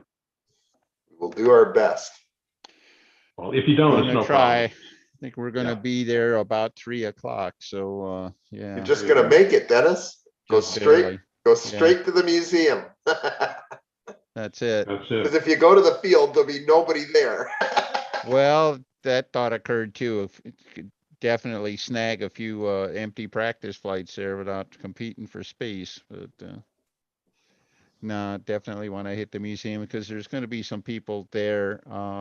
Talk to Shirley. She's going to be there basically just that one day, and of course the Brodack employees. What I understand, they're going to be shutting down the the factory site.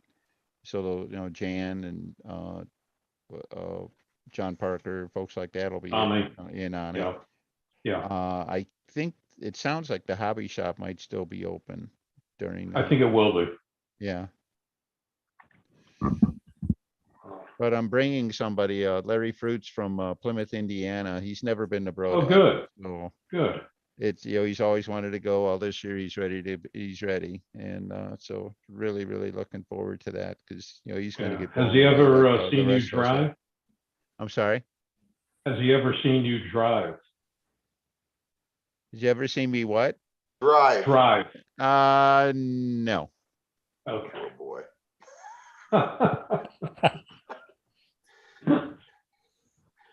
No, just kidding. Dennis, you are an insider at Rodak. Yeah, sort of. Yeah. Keep in one of those things, keep your friends close and your enemies closer. So yeah, I'm on the inside. So yeah. There you go. There you go. Yeah. I have 42 electric conversion kits on file there, so I'm an insider. Yeah. So You do a nice job, buddy.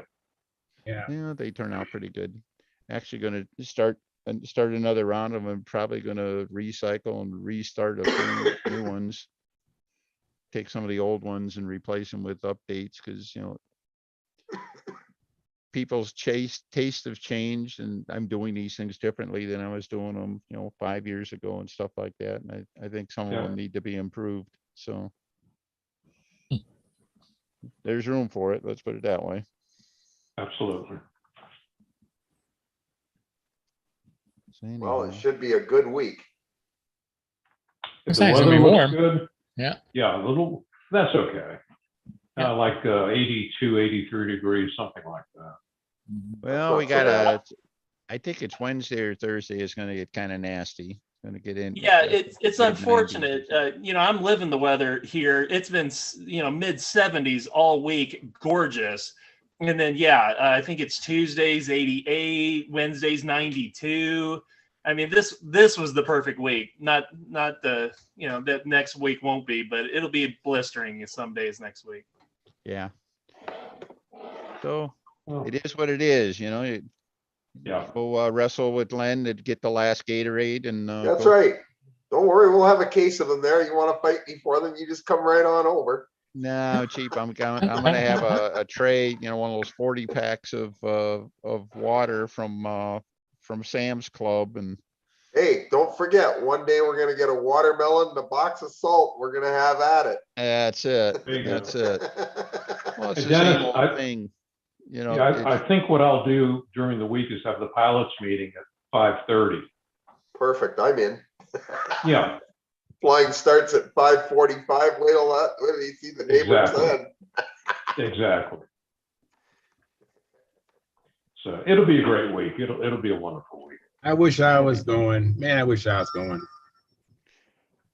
Well, hey, call up your frequent flyer and everything like that. You give me Don't enough come. warning here, I'll even bring an electric SV11 for you. How's that sound? I know that'd be Yeah. neat. Yeah, I just Charles, yeah, I'll bring you any airplane on my shelf except the Bear. You can fly any one you want. Wow, wow, There you I'll go. bring a combat plane for you, Charles. wow. That it's just Charles, you Yeah. show up, you're gonna spend your whole time going in circles. That's all there is. That's to it. right. I Actually, know. we'll make him a pilot for a clown racer. Yeah, Yeah, yeah. There you Wow. go. make them. Hey, Charles, I Check checked his- I checked the Pampa bank account, and because we like you so much, I think I can get you from your house probably halfway to the airport.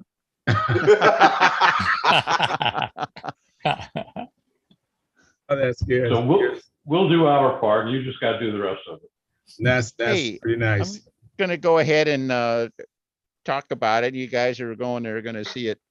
You know that Mustang I showed off here a few weeks ago? That Yeah. little Sig Yes. or Sterling Mustang. Yeah. Yeah. Gonna go ahead and we're gonna be raffling that off at Wow. Rodak, and it's gonna be Nice. the Yeah. airplane, a battery, a set of Spectra lines and a handle, basically charge it and go fly it. And with the Wow. idea that the proceeds are gonna go to the new museum and Very neat. go from there. So bring your folding money and whatever. Charles, you still got plenty of time to send a check and Yeah. Yeah, yeah. That's but how would I get it? you presume you're gonna win it? Oh. What, Hey, with odds like this? I mean, Do we well, take Canadian? Do we That's take it. Yeah, Canadian we'll money? send it home. We'll send it with Len or something like that, and he'll pass it okay. on to Robert Whitley, and he'll try to figure out how to get it south. and- I couldn't get it to Robert Whitley if I wanted to. He's on the Yeah. other side of the country too. Yeah, what? He's only about 3,000 miles away, right? Yeah, no, he's close. Yeah, sure. No, no, no, no. Well, I'm not going to Las Vegas this year, so I couldn't bring it out there. But No, it's too bad. I really wish he was gonna come out there, but I understand things happen. yeah. Hey guys, I have a question from Mark Lumen, and his question's around. Well, first of all, he said he gave us a like, but he had a question on the handles. When setting up your handle, he basically wants some advice on how to set up a handle so that you end up having best way to find the center of your wrist rotation. Hope that makes sense.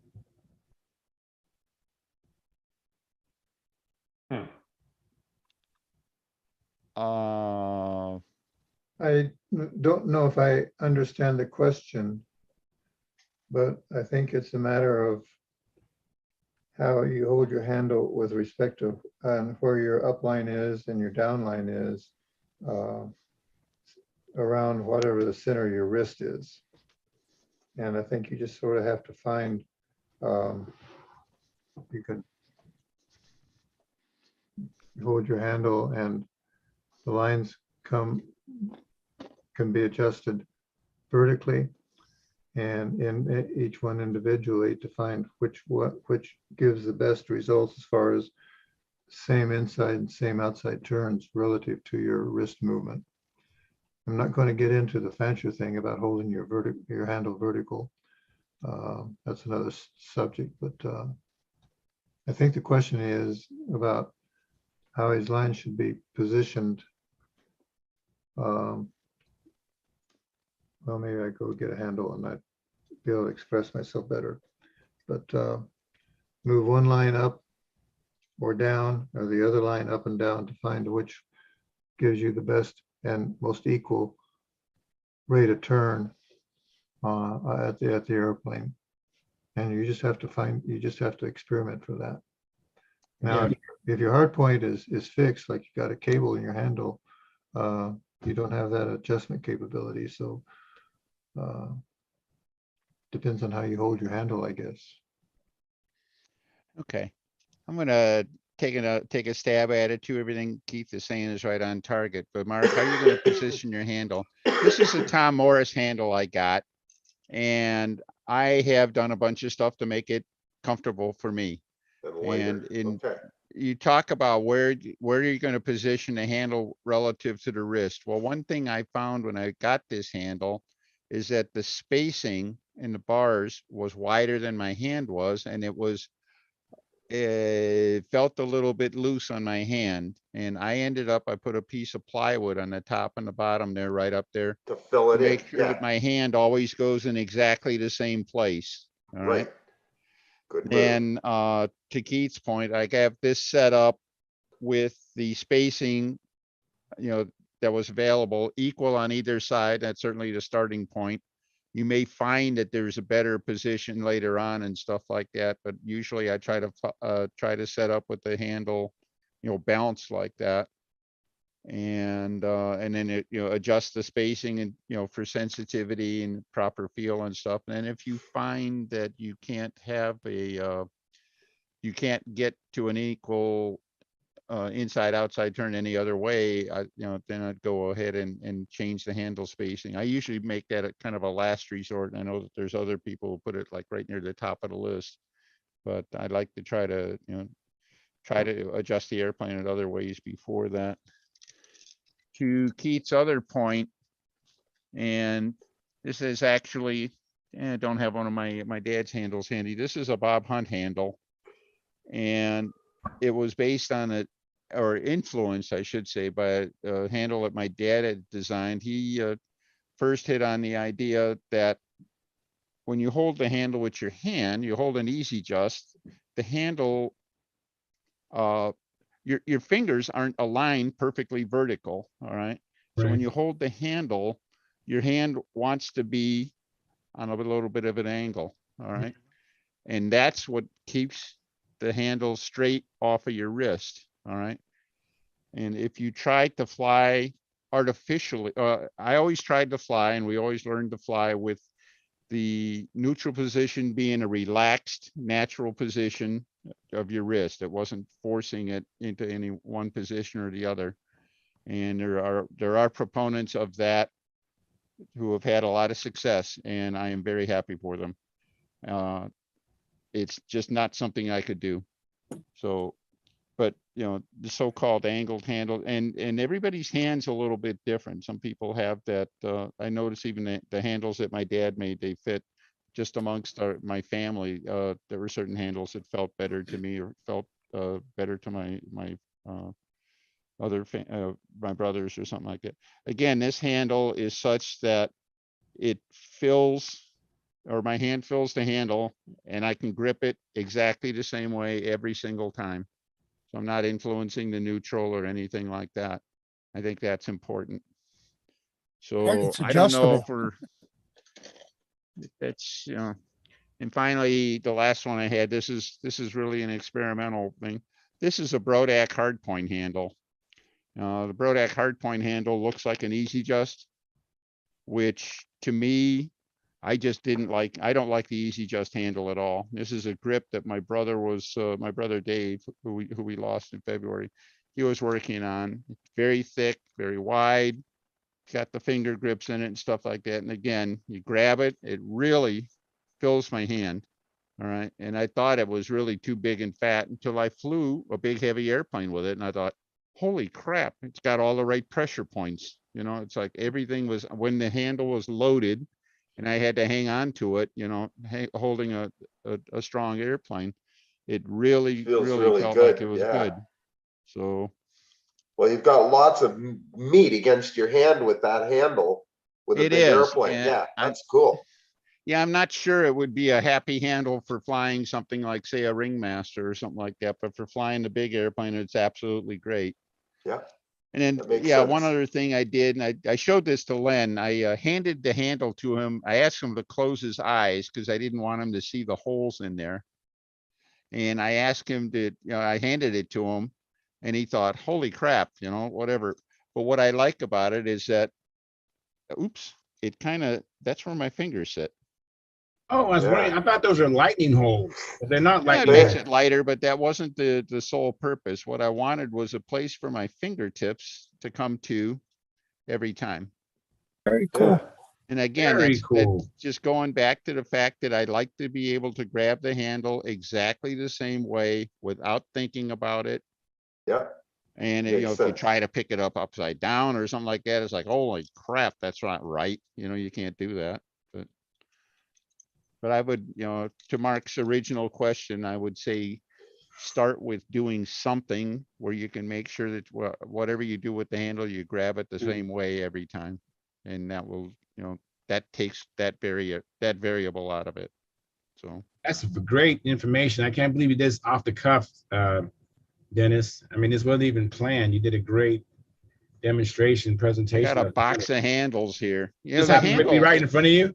this is the most personal part of the whole control line experience, right? Yes, yes. Yeah. And you know how all of us, we pass our handles. That is, that's the most customized part of the whole system. Yeah. Like, I don't know about you guys, but I make a custom handle for every airplane I build. If it's a Wow. stunt, like if it's a stunt model, like a good stunter, I make a handle for every airplane. Huh. Wow, that's. I know Dennis Nunes, I think, makes his own handles as well. Yep. I don't know if he makes one for every single plane. I don't know. Maybe Dennis might chime in. But what kind of handle is that, Al? This is like for half A, Yeah. and it's half-A actually handle. a handle off of, or I forget, some kind of container. Cool. Wow. And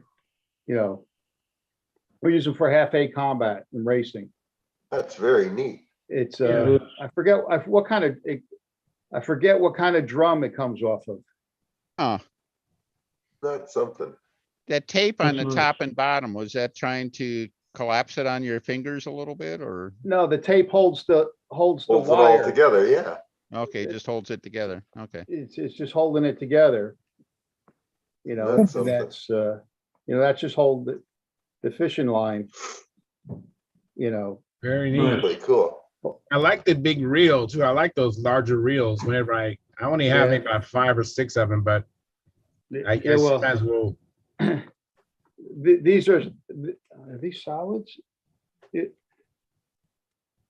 I think, yeah, these are solid.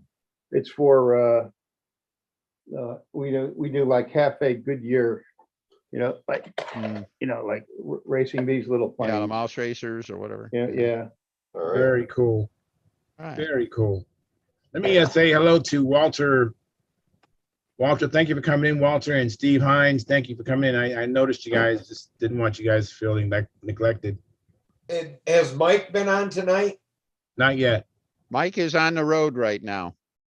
Oh, He said he might be try to pick up on YouTube, but him and Sam hit the road I guess about sundown, and their goal is to make it to Brodak by morning. They're planning on probably making a rest stop somewhere along the way, and it's nominally they're like a 10-hour ride for them. So They're dedicated. He said that he was leaving, that they were going to drive through the night, but did he get his man. truck back? Last he time did not. he didn't. They didn't get it done, huh? Nope, they had all the parts in it, and they couldn't clear it. It was setting some codes and stuff. They couldn't get them figured out in time. So he's got the minivan. So Story of my life. that's it. So These cars today are crazy. Yeah, I had a Ford Explorer that I had to put a new blind spot monitor in from the accident, from the bumper. So I call up Ford. I said, hey, I got codes on the dashboard. Can you clear this thing up? Recalibrate it for me. He said, was it in an accident? He goes, yeah, it's a minor accident in the back on the bumper. Says, no, we don't get involved with repairing cars that were going to have accident. So I said, well, what am I supposed to do? Wow. So then fortunately, after many phone calls, I found a mobile service guy come out and do it. And, $500 later, he cleared all the codes. mhm. Wow. Yeah. It's horrible, with these cars, the sensors are putting in them. Mhm. They put it right. It's under the rear bumper. It's like a pack of cigarettes. It's a little box, and that box is $800. If you get a little hit in the side of the bumper in the back, it ruins it. Wow. Wow. Crazy.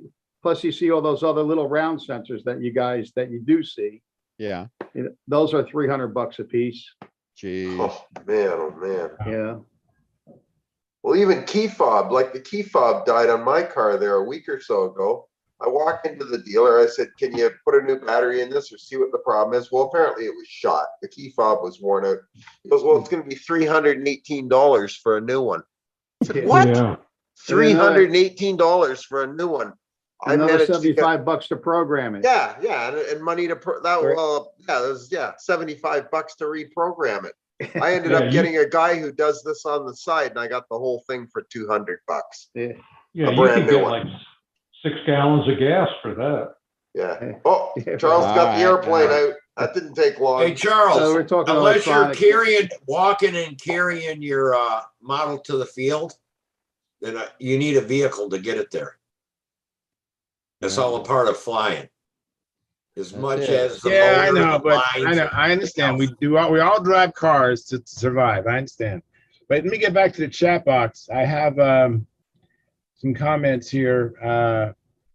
Mark Lumen, he says, thanks. That was some good information. He's making some handles like Dave Tribble's handles is what he's doing. Yeah. And then Mark Lumen says, Walter, if you have some balsa for sale, I would be happy to purchase some if Guy had some for sale. So that's as of right now, I'm not selling any of it. okay. And by the way, Walter, you're looking good, man. I appreciate you coming in. You're looking healthier and better. I'm happy to see that. And That's funny you say that. I have pneumonia. That's an improvement. Yeah, geez. tell me about it. maybe I should swear to God. spotlight him. I'll see him better. But when a small thumbnail, it looks good. Uh, Let me see. And Brent Williams says, I'll be at Brodax in spirit. Yeah, so will I, Brent. I'll be at Brodax in spirit. And I see, Walter, you gave us a like. Thank you very much. And Timothy DeBoard, he had a message, but he retracted it. I don't know what. He didn't want it to be shown, obviously, but I saw it momentarily. But I'm all caught up. So here we're back to our regularly scheduled programming. Okay, I'd like to echo some There you go. things about Dennis and handles. We can talk some more about handles. Sure, sure. This is a Ted Fancher handle. Yep. And what I do with it is I put little indents in here that fit my hand.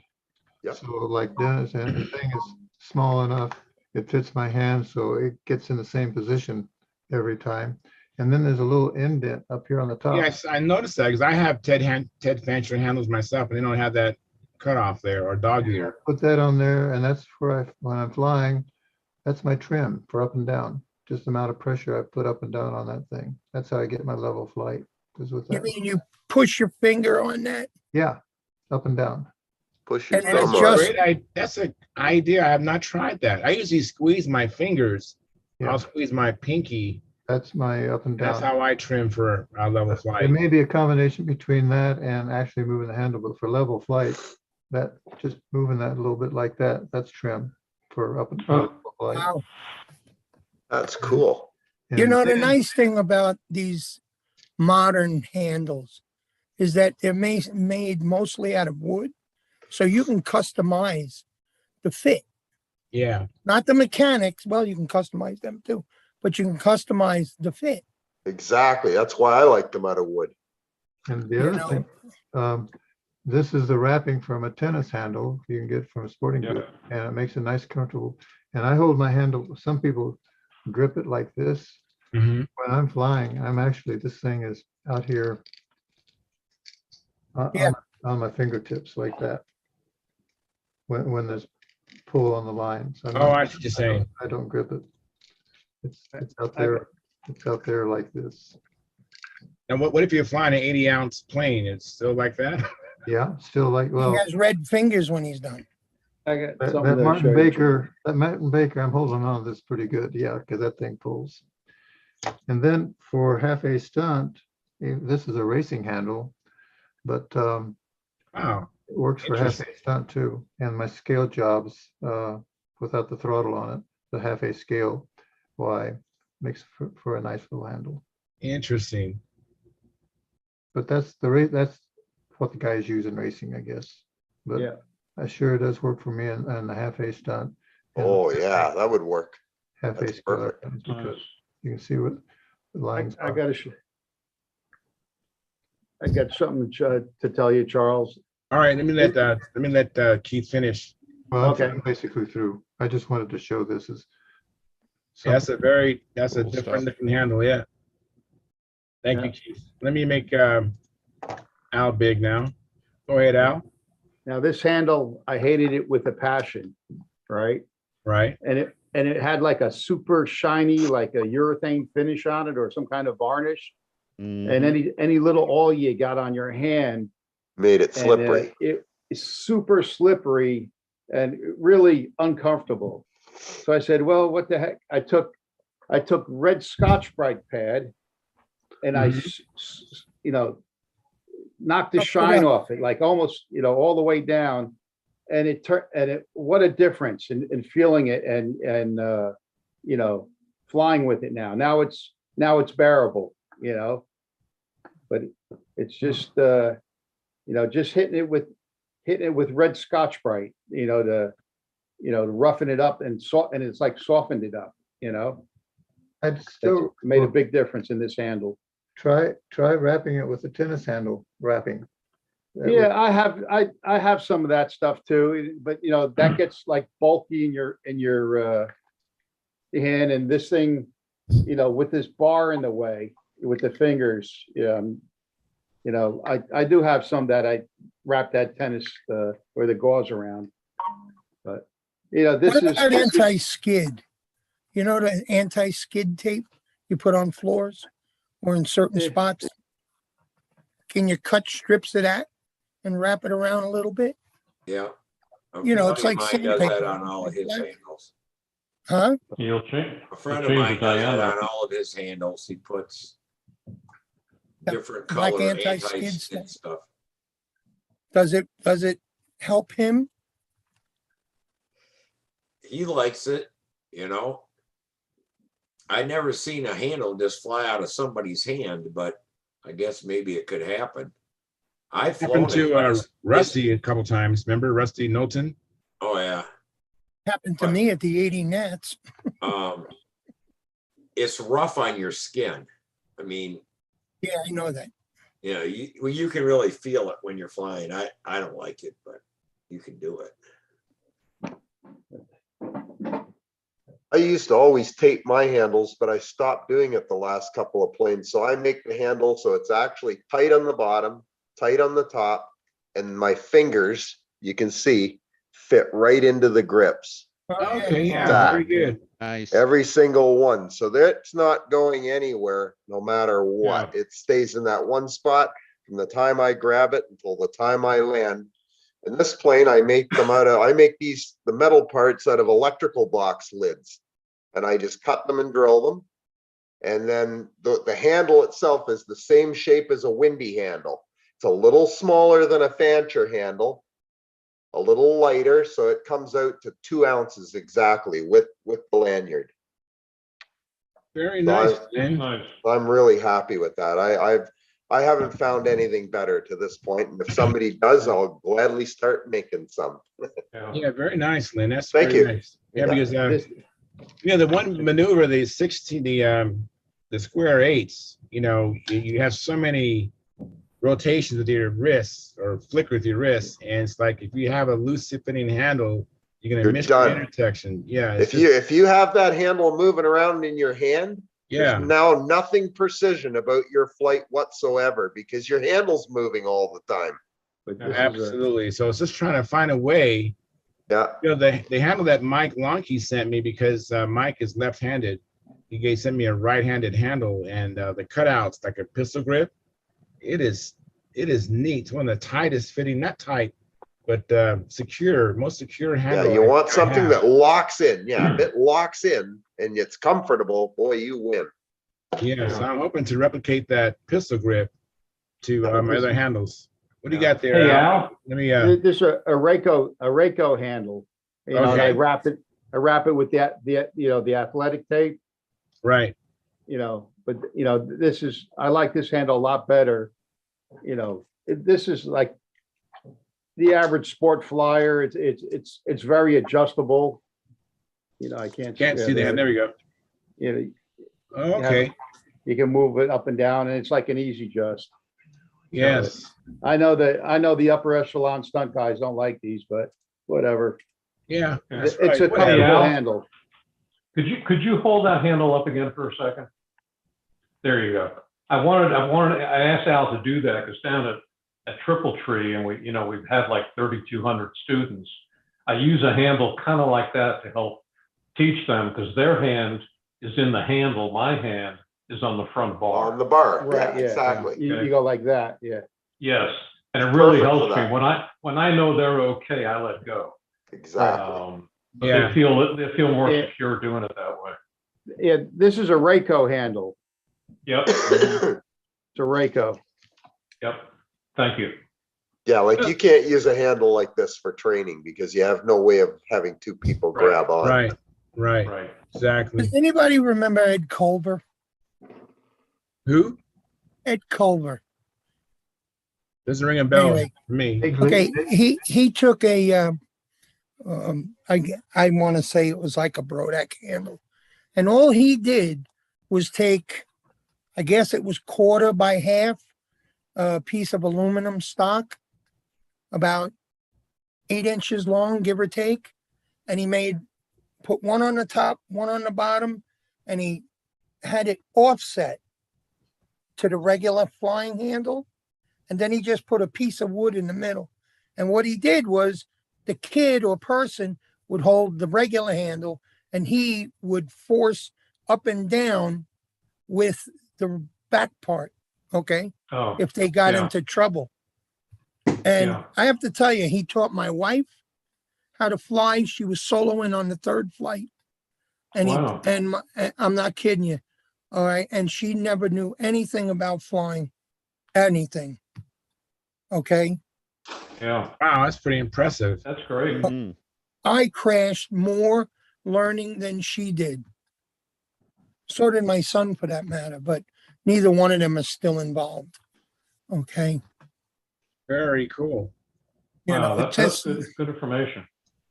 I'll look when I can get in the garage, and I'll see if I can if I could find it, because I moved here 4 years ago and I still haven't unpacked everything. But if I find it when I can get in the garage, because right now my mobility is really bad. Okay. I'm using a scooter just to get around in the house. Right. But when I can get out there, I'll take a picture or a couple of pictures, maybe with a ruler or something next to it, and I'll send it to Charles. Okay. So he could maybe, share it with the group, because I don't come That'd be on great. anymore much, Sure, I'll be happy to do that. One just to handle give that you an I- idea, it's cheap. It's a cheap Yeah. handle edition for training.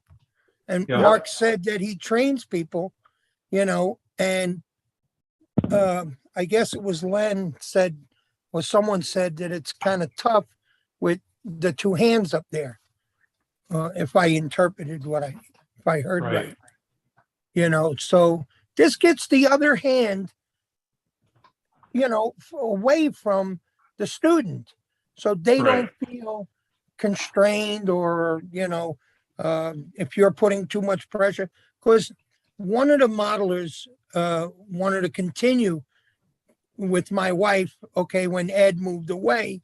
This was when I lived in North Carolina. And she couldn't deal with this person, okay, because he was grabbing her hand too tight. Okay, he was forcing her to do things, and he wanted the plane faster, than she wanted to go. And Yep. it literally, she never got dizzy in the first 3-4 flights, where this, without that handle and someone else teaching her. But, you're obviously a teacher of many. This guy just said, I'll help her go up, and they went for a couple of practice flights, and she said, no, forget it. I'm not going to do it. And she Yep. hasn't flown since. Oh, that's too Okay. bad. Oh, Yes, too bad. But I mean, we're talking years. I haven't flown in 20 years either, Let me interrupt. There's one handle that I have Go ahead. not seen in a long time. My friend had it. It had a knurled nut on the bottom, and Yeah. it would just facilitated you getting everything neutral. You could just, especially when you have a new person, they're trying, you're going, okay, you guys shorten your up line, you guys shorten your down line, and you're going back and forth. But it's had a knurled nut that There it would is. would Albert's adjust holding it. it up. Well, Bobby, Albert's showing it. It's the one I saw was wood. But that's basically the same thing, Al. But the one I had, my friend had, was wood. Yeah, they And use- So does, so does Yeah. the hunt handle. yeah, there's this one, and then I have, these were from the Ukraine. George Cleveland used to sell these, oh, Okay. Wow. for Yeah. combat.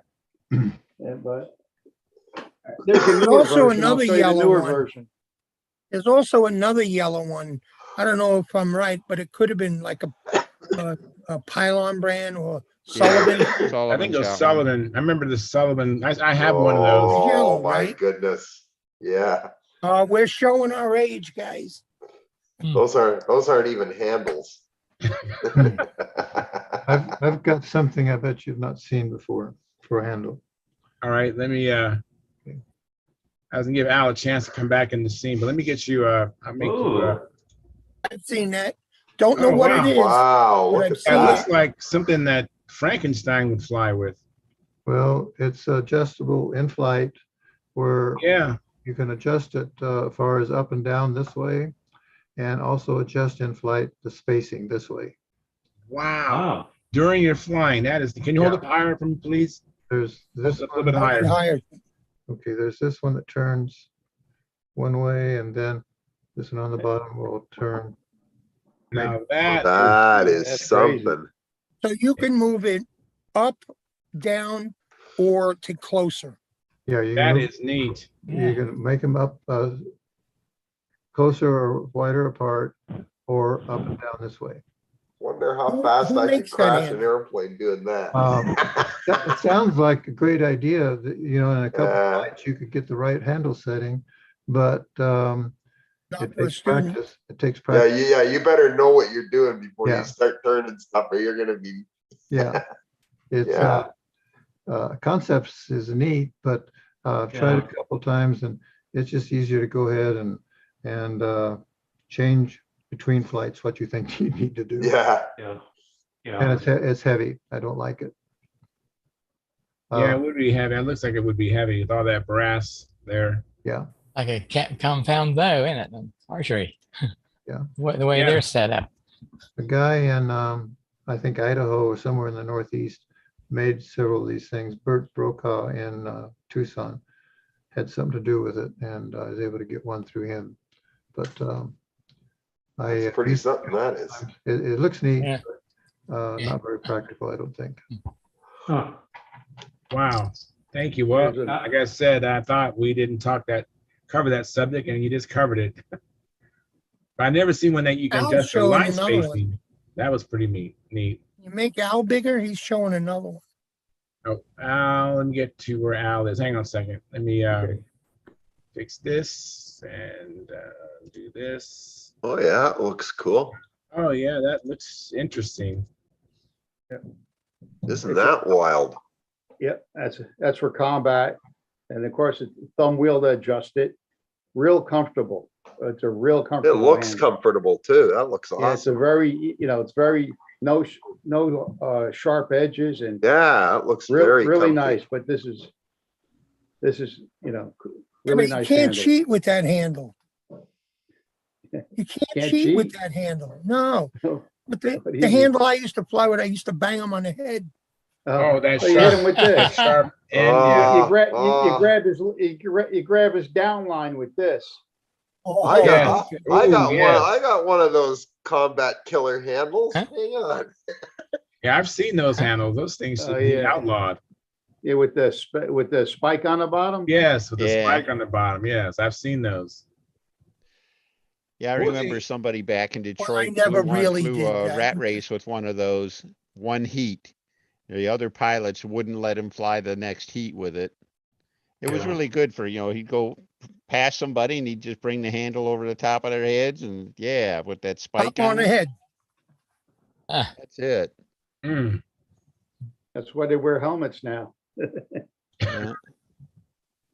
All right, I will. But Oh, look at that Huh? handle. That's interesting. Let me make it big, Keith. It's like a switchblade. Yeah. Huh. This is one I got when I was over one of the world championships, and I think this is Ukraine. Is that Uh, adjustable? no, wow. it's strictly a hard point. Okay. It feels good. I've never used it. It's too pretty to use. It's all Yeah, really. glossy enamel finish. I don't know if you see the detail of the flower. Yeah. Yeah. Yeah. And Beautiful. then there's I a got, line reel to match. No, get I'll out dig of up here. one more Wow, for look you. at that. Wow. Now, is this a Wow. girl's handle? I mean, not to say the guy was feminine, but it's a girl's handle. Well, I don't you think I'd look good out there with this? Yeah, you would. You would. I'd be looking at the plane most of the time, but yeah, that's interesting. Wow. Interesting. Oh. Michael Onti guys, said tell everybody hi. He can't get on. They've been trying, so. All right. Okay. Hi, Mike.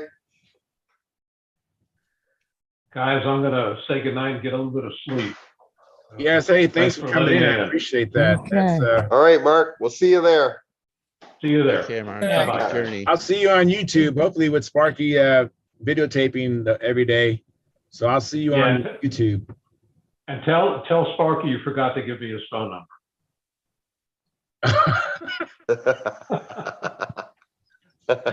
See you. See ya. Yeah. Yeah, I was gonna say, RSM used to sell this. It was like a kit. Yeah, let me make you big. 1 second. You're big now. Interesting. And the center part here, it comes with different ones so you can set your line spacing.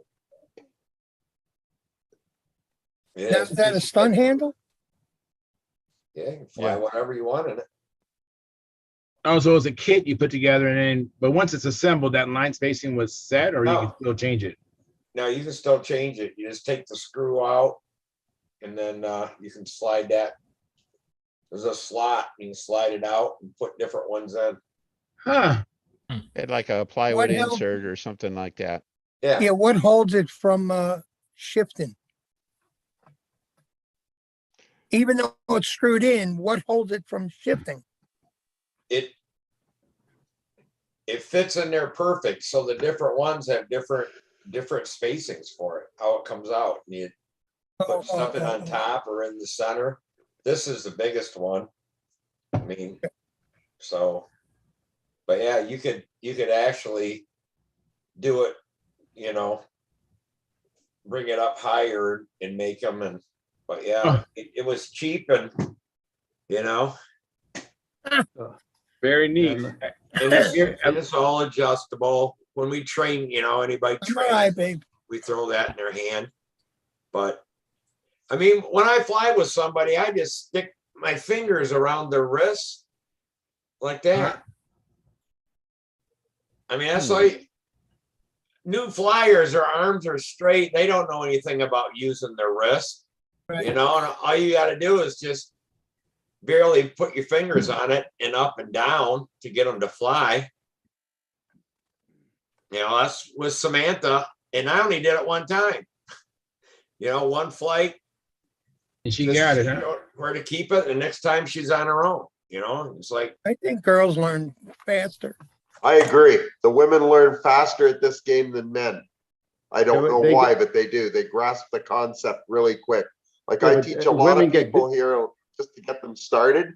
The women get it. The guys are just like, "What are you doing?" Like, come Women on. seem to Samantha get had her dizzy, boyfriend- dizzy more, looping the first day. but women seem to get dizzier faster. You know, I mean, you know, it's hard Okay, for them yeah. to overcome getting dizzy. Okay, yeah, that may be true. I don't know. That's Lynn, what you I had that noticed. killer handle I saw momentarily. You want to show it now? Yeah, This is the handle Oh, that's that. all the Oh, killer. there this is you a go. combat handle that'll really persuade Yeah. somebody that Yeah. that you don't like what they're doing. this one's got the real icebreaker going. Yeah, I thought you that's could draw some yeah. blood with this thing. Wow. Yeah, it looks That's kind of cool. that looks kind of wicked. Yeah, you'd have to saw that off if you were going to fly that with me. Yeah, no kidding. Yeah, I wouldn't even fly with someone who had that. That'd be, I look at the reality of it is I keep this basically as a showpiece. I wouldn't fly this with Yeah. anybody. yeah, I yeah. just wouldn't. I mean, That's no just way. meant to stab in the ground. Yeah, that's what it's meant for, but I'm Yeah. sure other people have used it for other reasons. Yes. I got Now, two. Al, I you got have two another more. handle. This is let's see what Al. Okay, that's Oh, look interesting. at I've that. seen that Oh, before. It's wow. a racing handle with a thumb wheel to adjust a screw. You can Okay. adjust That's cool. adjust it in and out. It has. Wow. Very nice. Actually, a guy in the club made this. And then I got one last one, and this is Mark. I mean, Walter would like this one. Oh There yeah. you go. Alright. Wow, look at Yeah, that. that's Oh, That's that's cool. cool. Right? That's Yeah, really that's cool. basic principle. Yeah. Just that Isn't he that made his for something? the back. I like it. was that for trainees? Yeah, that's Yeah, so that's for cool. training people. Yeah. That's Len. That's for your 90-ounce stunt plane. Yeah, you betcha. Yes. I'm That's just, it. that's You need- pretty cool. That's a good idea. We need two of us to fly it some days anyway. Yeah. I'll bring this for Banjack when he flies his flight streak. Yes, that's a great idea. I was Or thinking the Big same Five thing, Al. Swab. Yeah, I thought that would be perfect. great for this flight streak. Did you get out and fly it all this week, Glenn? No, I was sick all week. Yeah, I knew you were sick. I didn't know if you got, if you No, I didn't get out at all. I didn't get out at all. I'm recovering. I've been recovering every day since last Sunday. Wow. So Hope you get well soon so you can go to Oh, Georgia. yeah. I'm good. I'm good now. I mean, but boy, for a few days there, I wasn't so good. Yeah, Paul's not going. Paul's not going? No, family Oh. emergency. I'm gonna be running Perky and Oh, all the shoot. speed of, I'm gonna be running Paul's events. Oh, that's too bad. Okay. I think his wife hurt her leg or something like that. Oh, that's a shame. Yeah, I'm sorry to hear that. So Now, where did when you are you get that handle picking up at? now, Len? What's that? When are you leaving? We're hoping to leave tomorrow or the next day. Tomorrow, hopefully. Oh, okay. You know, like Naomi and I have both been sick, so Oh, as soon as she's back, like I've been on the mend for a couple of days now, so hopefully she'll be a little better again tomorrow and we can go. But if she's really sick tomorrow, we'll have to wait at least another day. Oh, okay. So that's the deal. You made it like 2 years without getting it, then you guys decide to get it before. I didn't decide anything. It just happened. oh, It's always the way. my Oh, daughter, yeah. Got the crud. Oh, yeah. I mean, it's just a matter of time. You go in the wrong place or be around the wrong person, you're screwed. You take it home and everybody else gets it. I'm glad it didn't happen 2 days ago or I wouldn't be going anywhere. It's just like. So you had it Monday night when you were working down. I started getting it last Sunday. I got the headache. Oh, okay. And I didn't think anything of it. I thought, oh, I don't know why I got a headache. I guess I'm dehydrated. Surprise. No, you're not. You're not dehydrated at all. Take a test. Oh, guess what? You got the crud. I just took the test yesterday. Who did? Said, yeah, I was good. I'm good. But he said, I don't have COVID, but you have pneumonia. That sucks. Yeah, it does. That's not exactly a bargain, Walter, so. Well, thankfully, it's not really bad. Yeah, Mm. absolutely. But I we'll want to ask probably- Al a question about that handle we had for trainings. I train people how to fly still down here. Where can I get a copy of a handle like that? The one you had with the two Easy Just? oh, it's what a guy that was Homemade, like right? it was a tinsmith in our shop, in our club made it. He passed away, he moved on, but yeah, it looks, these are two Easy Just hot rocks that he bolted Yeah, onto this bracket. Yeah, he made. took the buttons out of it and put screws through it. Yeah, it's Right. fantastic. Yeah, Right. you should be able to buy aluminum at Home Depot. Yeah, and make two wooden handles and do the and same then, thing. Yeah, and then just Yeah. put it in your vise and bend it. I mean, you Yeah. really don't need a brake or anything. A vise would work fine for that. Yeah. He just I think bent that's a aluminum. fantastic idea. And then cut it out on a bandsaw, the parts you don't want. And Yeah. it'd be But good. yeah, No these fancy are holes in it. Easy Juts. Very cool. I like that handle. But you had to dismantle the cable from the Easy Just, I noticed. Yeah, they're not, he took them out. Yeah. Yeah, they're yeah, not in yeah. there. Yeah, you But don't need it's- them when you have it in the bracket. You don't need the other Well, cables. it It's- eventually, I don't know if you can see it, but it says Easy Just right there. Yeah, it renders You know- them useless as single handles now. Yeah. who cares? Hey, Al, Well- if you put the wires back in there, you could fly 3 airplanes at one time. Yeah, right. That get interesting. Yeah, whoever's strongest actually ends up flying the plane. No, 2 hands. You need 2 hands with 3 airplanes. Yeah.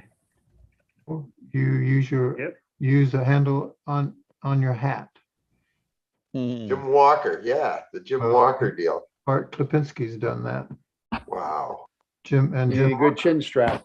Jim Walker could do 4 at a time. He had a handle strapped onto his belt, one on his head, helmet, and then 2 hands. He flew 4 times, 4 airplanes. Wow, that's unbelievable. Wow. Give certain people an idea. Another handle. Oh, and I've seen that before. Yeah, I've seen that. That's an interesting handle. And that's the one my friend had.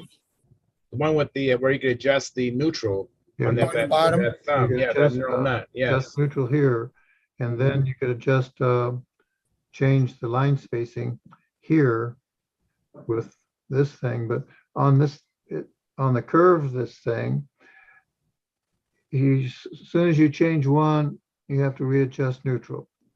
And to get them both moved the same way, it's just a very difficult, awkward thing to do. It's a waste of time, in my opinion. Okay.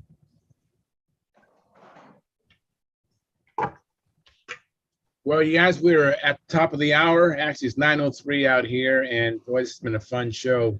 Thank you very much. I didn't expect the handles to take over, but it's a great conversation around handles. I wonder though, with all these different handles, who's ever changed a handle and won the Nats because of it? What do you mean? Yeah, what do you mean by that? Is it real? You know, if it's comfortable in your hand and you like it, everybody's like, oh, this is one, this is one. But who has ever changed a handle and then won the Nats because it changed? Well, I've never done that at a Nats, but when I was a young kid, I went to a Jersey contest, and when Bobby Hunt was with his father and they was selling those Hunt handles, and I flew a flight and stunt, and I saw Bob Hunt talking to my father. When I got down, he said, during the lunch break, try this handle. And he actually was with my father, and he said, if Bobby Hunt told him if his scores don't go up at least 20 points, okay, just by using that handle, if he likes the handle, you can have it free. But if his scores go up, the handle's X amount of dollars, and you buy it. My father shook his hand and said, you got a deal. And I bought it. And Wow. through the years, I've had 5 of them, and only as backups because Hunt's dad's gone. And when Hunt's dad was working for Brodak, I was talking with him and trying to get him to make the handles over again. And what he did was he said he had a set of guts, I guess you would call it. And he sent me that set of guts and said, if you can get somebody to make these, because I don't want to be bothered with it, you can go and make them, you know. And he told me it's going to be a lot of money because it's, I guess, injection molded. Now you call it. I don't know what they called it years ago, but you had to have the thing molded and then you got to put it together, you know, and all this other stuff, you know. So I never looked into it after I saw the guts, because even the guts are internal. They're in like a brass box, or I think it's a brass box with brass tubing coming out to those tips. And then you got the plastic part of the handle. I think I have 2 or 3 of them now. But you know, if the handle fits your hand and stuff like Exactly. that, that's all it is with a handle. Otherwise, it's just this. Yeah, This you're will right. make me fly that much better. It's just in your head. It's not. I mean, I don't know. I think a good handle is easily good worth handle. 15 points, easy. So that could make a difference in you winning, you know. It did make a difference for me. Yeah. like I said, if you I got a can't say handle it the that fits Nats. your hand, you know. Well, and that was you the like main weight thing of it, too. stuff, that makes a good handle. It ain't because this one has this kind of a, No, I get what you're know, saying. this But it kind of a fit my deal on it. hand, This that's has this kind of a deal. I mean, I ain't buying it.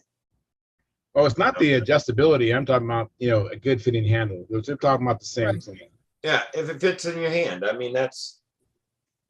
Yeah, but all the handles are different. I mean, you know, we all have different preferences. I pretty much my favorite handle is the Ted Fancher handle, hard point handle. Right, that's the best handle for you because that's the one you got. What the heck is that? What? I have no idea. I'm not touching mine. You hear something, Lynn? It was a loud piercing noise. Oh, yeah. It was a- Yeah.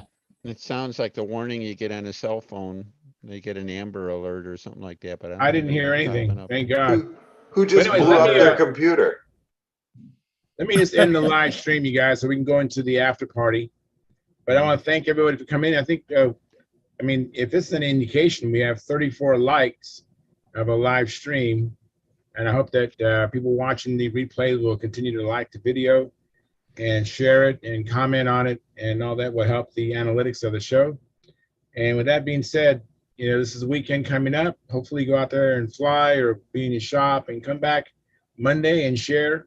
And you can still share some more things on handles. I think is not totally done. But I will be back Monday evening. Be safe, have fun, and we will see you then.